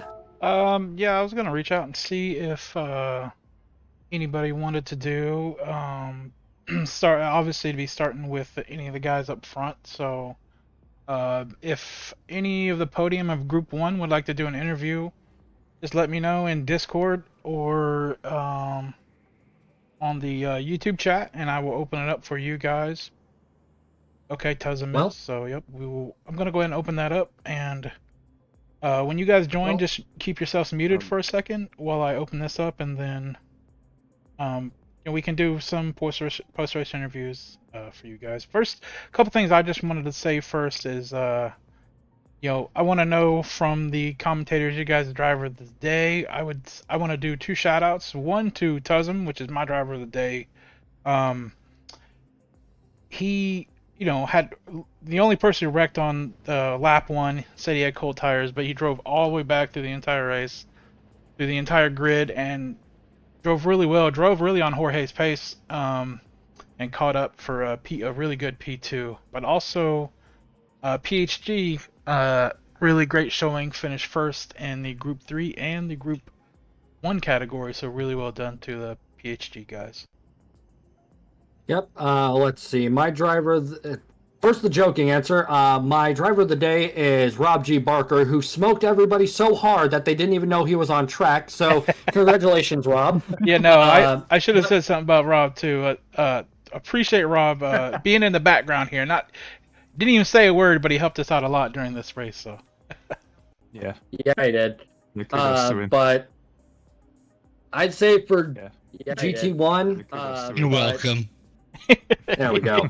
There he is. Yeah, GT1 driver definitely has to be Tazum. He put a valiant effort and just fought like hell. It's a great job to there, Tazum. And then for GT3, I got to give it to Grim. Grim came in last minute and talked a big game and made good on his word. He made podium. So, yeah, I'm pretty thrilled there. What about you, Leo? I'm not. I'm gonna have to say my teammates in PhD. You know, Jorge Senior and Slice. Well, hey, you got your guys. Invincible. I got mine. You went with the other team. I'm gonna go with my team and your team too. So, both of them. I mean, of course, we know Jorge Senior, super fast guy, and then Sliced is also crazy fast as well, and also wrecked twice, and Yeah. still kept on to it. Yeah, that's insane Yeah. to me. Then I'm going to quote the great American poet Ariana Grande and say thank you. Next, Flood. I mean, I could be a bit cheesy here and say all the drivers won the driver of the you day. don't. There you go. No, you there you don't. go. Don't be lazy. All right, so that is a tricky one because there was some really great performances out there.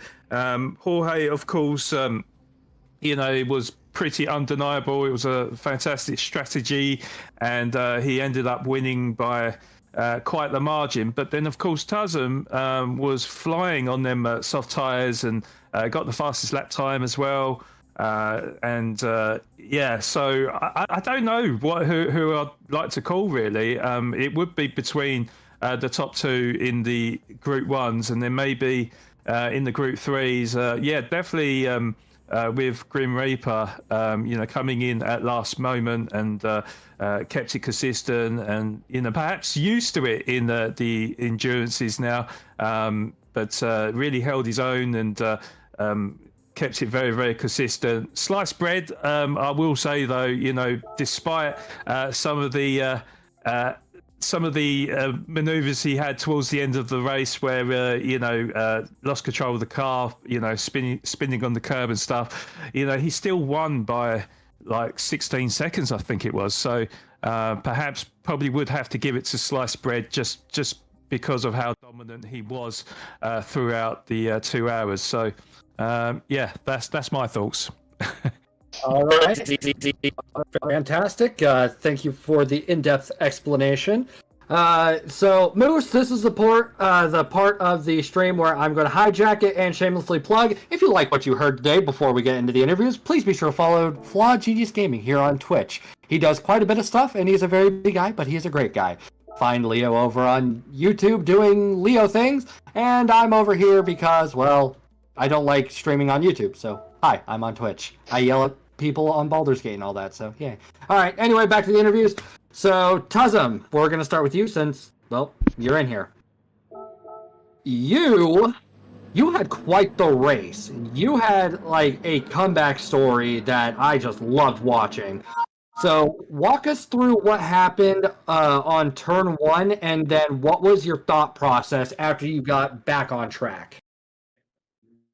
So yeah, I got a good launch, and me and Jorge were about to go side by side around turn 1, and I slowed down even more than what I usually would, but I guess between like just being offline and cold tires, I went wide, slammed into a tire wall, and yeah, I actually had engine damage for the first 30 seconds of that race. So after that, I was like, all right. First thing we got to do is get past the GT3s, which we did pretty quickly. Pretty much for the rest of the race, I was just keeping an eye out on the lead. Something had happened to him because I saw that he dropped from 1st to 5th. But yeah, pretty much the whole race, I was just watching the gap to P1, trying to keep an eye on the gap to the cars ahead, which I was able to slowly but surely get around. I would say about the 40-minute mark, my softs were like starting to go, and I was starting to think, I was like, I might have to do a 2-stop because I was planning to do a 1-stop soft. But we were able to go long enough on the softs to make it a triple soft stint, which, I mean, I think it worked out for me. I'm usually the one to do like more pit stops throughout a race. So I think overall I'm happy with the change of strategy. I'm really happy with where we finished. Yeah, congrats to Jorge. His pace on the mediums was insane. Like I think in multiple parts of the race he was keeping up with me even when I had fresh soft. So yeah, he even after he messed up and he was catching up from 5th, he was essentially in control of the whole race the entire time. Since Leo had to go get some food, Flawed, I'm gonna kick it over to you. Thank you. Yeah, congratulations, Tazum. Great performance from you. I was going to say, did you do any sort of pre-race sort of like strategy? Did you think, do you know what, I'm definitely just going to run the softs, or was there any sort of thoughts on maybe using the mediums for a longer stint? You know, explain your strategies today. So I did some practice yesterday, and I ran about like 20 or 21 laps, and my softs were still in really good condition. The fuel was still in really good shape. So I thought I'd be able to make it a full hour on the softs, but my pace, it wasn't dropping off massively, but it would, like, if I had stayed on the softs for another, like, I think I put around minute 40, like I think I put around minute 45. I knew around minute 40 that the softs weren't going to do another, they were going to survive another 15-20 minutes. So I made a judgment call to switch to the softs. I initially wanted to try the medium no stop for the rest of the race, but I was watching other people and they weren't refueling, so I kind of thought that everybody else was going to go for a one stop or a two stop. So I was like, okay, I'll try that. The only exception to that was Jorge. So I was just like, I'll see if I can, like, after he stopped and I was in front, I was just trying to see if I could pull a gap, but I wasn't able to. Tried to catch up on the last stint, but I feel like he had a little bit better luck with traffic than I did, because like the gap will go from 25 to 23 up to 29 seconds. We ended 18 seconds behind, I think. So yeah, I think the last second strategy call worked out for us in the end. Yeah, that was really. Oh, go ahead. No, go on, Sue. I was just gonna agree that worked. That strategy really worked out at the end, and honestly, I was like super excited when I saw you pull an unintentional last to first. Like, that was just terrific. But I'll get to Flawed thoughts, and then I do have one final question, and then I'll cut you loose. Well, my only other question really was, so I noticed a lot of the drivers had penalties every time they went into the pits. I mean, tell us, how tricky is that entry going into the pits at Road Atlanta? I hate it. It's so the weird thing with Gran Turismo 7, you guys know, it's like you pull into the pits at full speed and you teleport it away. So there's usually no technique involved. You just throw it in there. This is one of the few tracks which I can appreciate where you have to, navigate into the pits. And I swear I had like a tenth of my front tire on the line, but I saw it, and as soon as I saw it, I was like, that's going to be a pen. I already know that's going to be a pen, and it was. Crazy thing is, like, that, and I think I had like one off track. Those are my only two penalties the entire race. Yeah, it's pretty brutal, isn't it? Especially like at certain times of the races where it looked like you was closing the gap, and then all of a sudden you're just landed with that 3-second penalty. And yeah, as you said, like, it looked like it was just like a smidgen, just like hitting that line, and it gives you that penalty. It's so harsh, but yeah. Tim, what's your final question?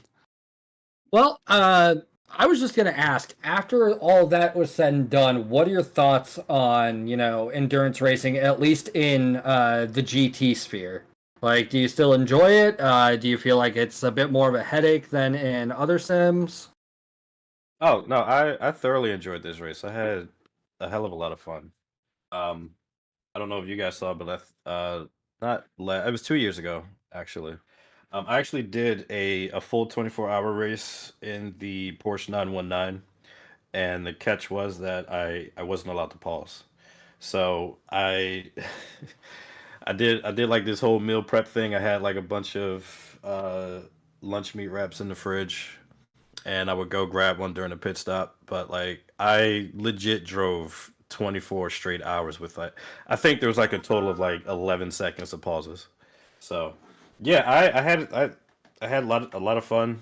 I thoroughly enjoyed the race, especially the multi-class aspect. If it was a Group 3 only race, I gotta say I personally wouldn't have had as much fun. Um, but yeah, I'm ready to do this again, like tonight. Shoot. All right, fair enough. Well, congrats, Tuzum. You put on a hell of a show, and yeah, hopefully Moose queues up another one of these in the future. But I also know you've got NRL to practice for, so best of luck in that. Oh no, I'm not racing. I'm the steward. Oh right, so. you're stewarding. That's right. Okay, then yeah, no, Moose, do another race. Come on, we want 3 hours of Monza. Round two. All right, let's go and touch base with the overall race victor, Jorge, George. I can't remember which one you prefer, but dude, do you know when to chill? That was insane. Yeah, that was pretty exhausting, honestly. I've actually that was the longest race I've done on here, and then you throw in the multi class, and it's like, yeah, it's pretty chaotic for just the full 2 hours straight. Breaks, really. At least that's how it felt. Right. So I know you're, especially when we talked during the PhD series, you are a man that like sets out to win. So what went into your preparation for this race? I mean, I ran some laps, and then I just kind of tried to calculate the strategy as best I could based on like estimated lap times. You know, how many laps are going to be in the race, and then how many laps can I make it on softs versus mediums. That was the initial strategy. And then I saw Hako was going to race, and my strategy changed to saving some dignity. Like, how can I not get beat by a minute? So it sucks that he didn't show up, but in a way, I'm happy about it. Glad to hear it. Flawed, any questions? Well, I was going to allude to the strategy. I mean, obviously, you know, you ran the mediums very long, so just kind of thinking, was there any? Well, you kind of answered it, to be honest, but you know, was you always going to go with that particular strategy? Was you looking to sort of like change it up maybe during the race, or was you just confident that strategy was going to work? Yeah, I was pretty confident after I ran some laps and saw how long the mediums were going to last. But then during the race, I noticed people were running the softs for I think 35 laps, and I think Tuzum just said he was going to do a one stopper soft. So I wasn't really seeing that in practice. I was surprised by that in the race when I saw people going in on I think lap 35 or something on the softs, and I was like, oh crap, you know, maybe I did this wrong. But at the end of the day, I was basically thinking the softs were really only going to be good for 20 or 25 laps. So I just figured, looking at the difference in lap time, soft to medium, figured I'll just go medium, and pray for the best.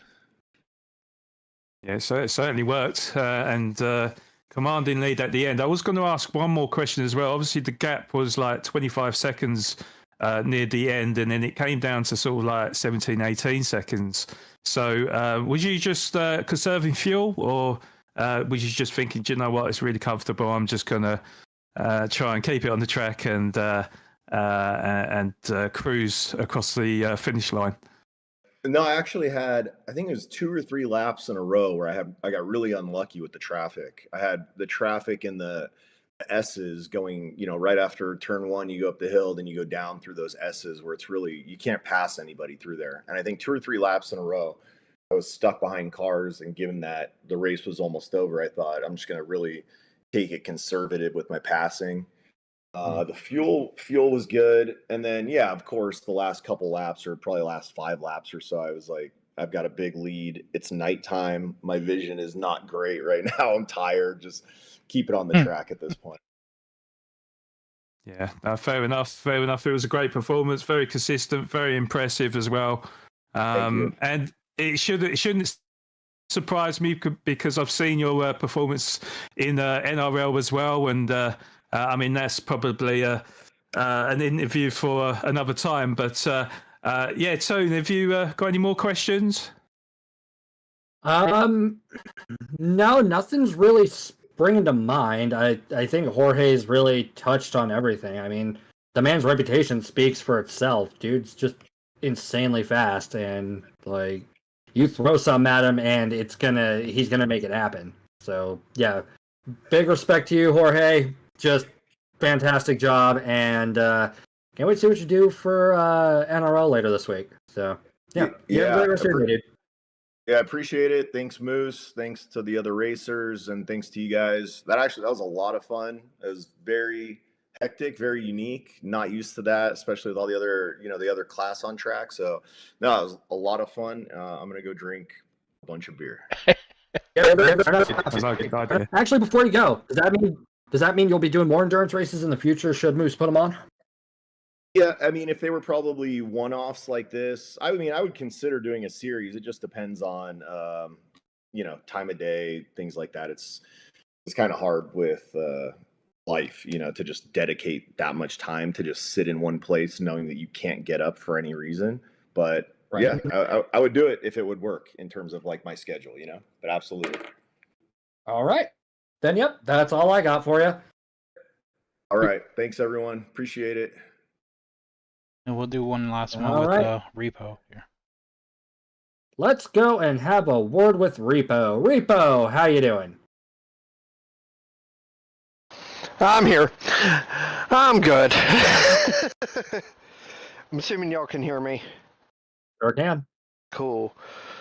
So yeah, I did consistent laps. All I can say. Yeah, so run us through like your thought process while you were racing from start to finish. Like, was it just consistency, or were you trying to, make some waves? What was going on? Honestly, I've always enjoyed endurance events. I mean, Tuzzum didn't mention it. I've done 24-hour streams with him before. We've actually raced together before, both in real life and on GT7. My whole thing was just stay consistent and finish the race. I'm here to have fun. I like being competitive. I know I'm not that fast, especially with Group 3, but it was fun for me. Flood, over to you. Repo Man, what is your PSN? Just so I get you right. PSN is hella fun to play. Okay. So are you used? Did you say you're used to or have done endurance races in the past? Yeah, I mean, obviously it's quite difficult to keep the concentration levels up for 2 hours. But how did you find it though? I mean, for Road Atlanta, it's one of those tracks I'm going to openly admit I don't practice or drive on it much. Now, granted, if we were talking like Lasarth or Nerb or one of those, I've driven on that more times than I care to count. Not as much as Tuzzum, but more times than I care to count. But when it comes to endurance in particular, I've always set a goal of, this is my time. If I can beat it, cool. I want to stick as close to that time as I can. Because more often than not, just staying with that consistency does gain you places. Yep. Yeah, 100%. Consistency is key. Obviously, strategies come into play as well, but yeah, keeping it within the track limits and keeping your times relatively close together is certainly key. Yeah, I mean, how do you think that went for you during this race? I set out with a goal of completing it, and I completed the race, so I'm very happy with that. Fair play. Because I know I couldn't do 2 hours. That's a whole lot of time and a whole lot of concentration you need. So, Tony, have you got any more to add to that? I mean, other than I do want to thank Moose for holding it, and you guys in the commentary for us. I do want to thank you guys for that. I appreciate that. It's an absolute pleasure. Tony? Appreciate that, Repo, man. Well, I think Repo covered everything, but I do see we have Rick Shear, if we could squeeze him in last second. Yep, absolutely. Hey, Rick, how's it going, bud? Pretty good. How you guys doing? Thanks for the commentary. That was super fun. You guys kept me company there. Happy we could. So you had quite the race. You were doing the best you could over in Group 1. So let's start with the preparation. It was a 2-hour race. You were in Group 1. What were your key things to focus on? Exactly. Yeah, this is the longest race I've ever done, and also never done a multi-class race before, but always have had the kind of excitement or interest to do it. So I've had a pretty busy week, so I got some laps in of just finding some comfort in the car, but didn't really get a chance to do strategy much. And I thought like the dude who came in P2, I forget his name, that it was going to be a one-stop running softs. But how about halfway through the first stint, I was like, oh crap, like these softs are not going to make it. So I then divided it up into 3. So like 40 minutes, 40 minutes, 40 minutes. And that seemed to work while I was trying to do math in my head whilst also driving and keeping it out of the back of Group 3 cars. But yeah, it was a bit of a nervy start, not a great qualifying. Had a crash, I think, about 10 minutes in. But after that, I just settled down and put laps in, and it went pretty smoothly. I just have one question for you, Rick, and I really wanted to ask everyone, but I don't know, it slipped my head. If doing this 2-hour endurance now, since you've at least done one, and multi-class for the first time, if you were to run this back, what would be the track you would love to run this on? And this goes out to everyone who's still watching. Like, if we had a vote, let's say any track you would say, man, this would be fun on this track, what track would that be? Yeah, I think the things that come to mind is Le Mans. Like, that would be epic, but maybe the lap is a bit too big with just 14 cars on the track. Right. Actually, Road Atlanta was great because it was like it's a small lap, and you know, there was always some action and some things to deal with. Daytona obviously would be really cool, but then I don't know, shaking it up with some crazy like Gran Turismo original track, maybe like Dragon Trail. I've always liked Dragon Trail. Yeah, stuff like that. So you wouldn't do 2 hours of oh Lord, what is the name of that? It's the one in the desert, the one that looks like a gentleman sausage. Oh yeah. Willow Springs. Yeah, you wouldn't want to do 2 hours of Willow Springs. Exactly. Yeah, I do 2 hours of Super Formula at Tsukuba. That's fair. And like go-karts as the second class. Well, I have actually run an event with the go-karts around I think it's called the Horse Thief Willow Springs. Yeah. Yeah, let's not talk about that, Claude. it was good viewing. Nightmare for the drivers, maybe. Yeah. Even Grim said it was horrible. All right, fair enough. Well, you got to try it once, and we did try it, so yeah. That's fair. But Flaw, what questions do you have for Rick? Well, I was going to say, obviously, if this is something you're not used to, how much of a different dynamic was it to do the multi-class and try to sort of pick your way through the traffic, during the whole race?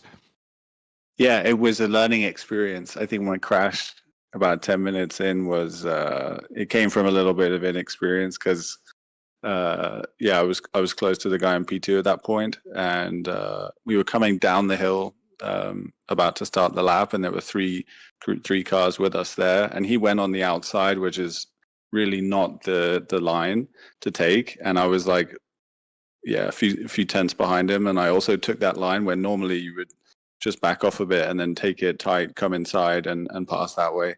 And then I think I went off on the grass there, had dirty tires, and then coming through turn 1 and then up into the blind right-hander, that's where I lost it on the curb. So that was a good learning experience. Like, no need to push it, to stay in touch with the person you're racing and just be patient.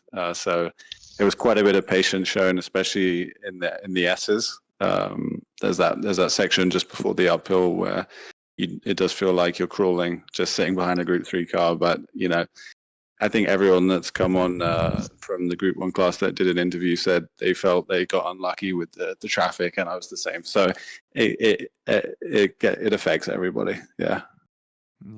It's obviously because there's a big noticeable difference in speed and the grip and the braking between the Group 1s and the Group 3s. So it's and then obviously you're still battling with your colleagues as well in the same class. So it looked tricky. It looked quite scary at moments, I think, Rick.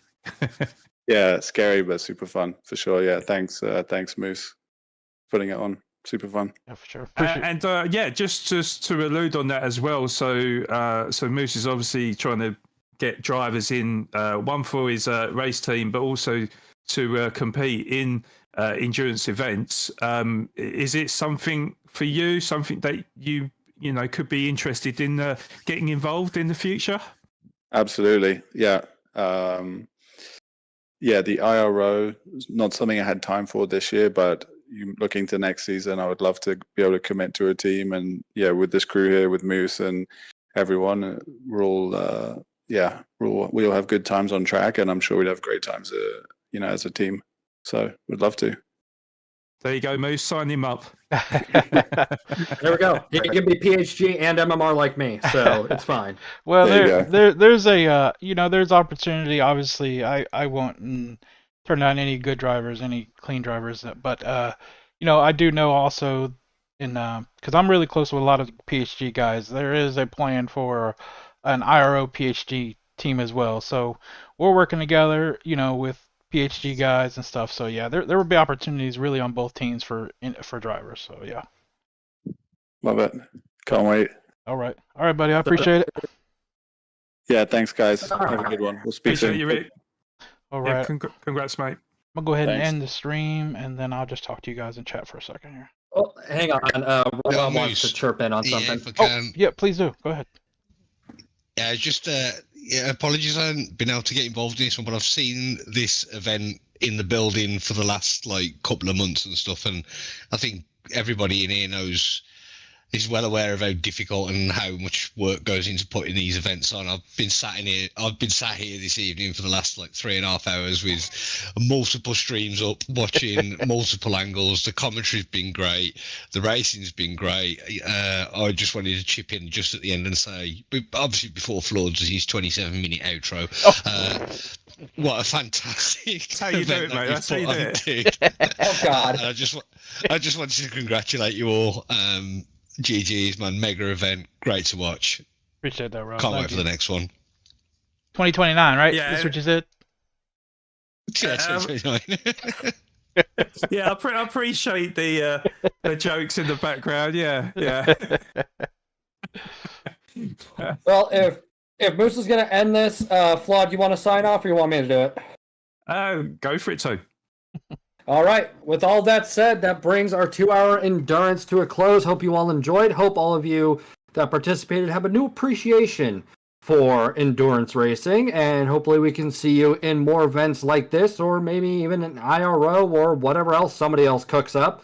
But yeah, congrats to all of you for sticking around. Congrats to our podium finishers, and it's been a pleasure to have your company for the last 3.5 hours. So yeah, with all that said, y'all be good, and bye-bye for now.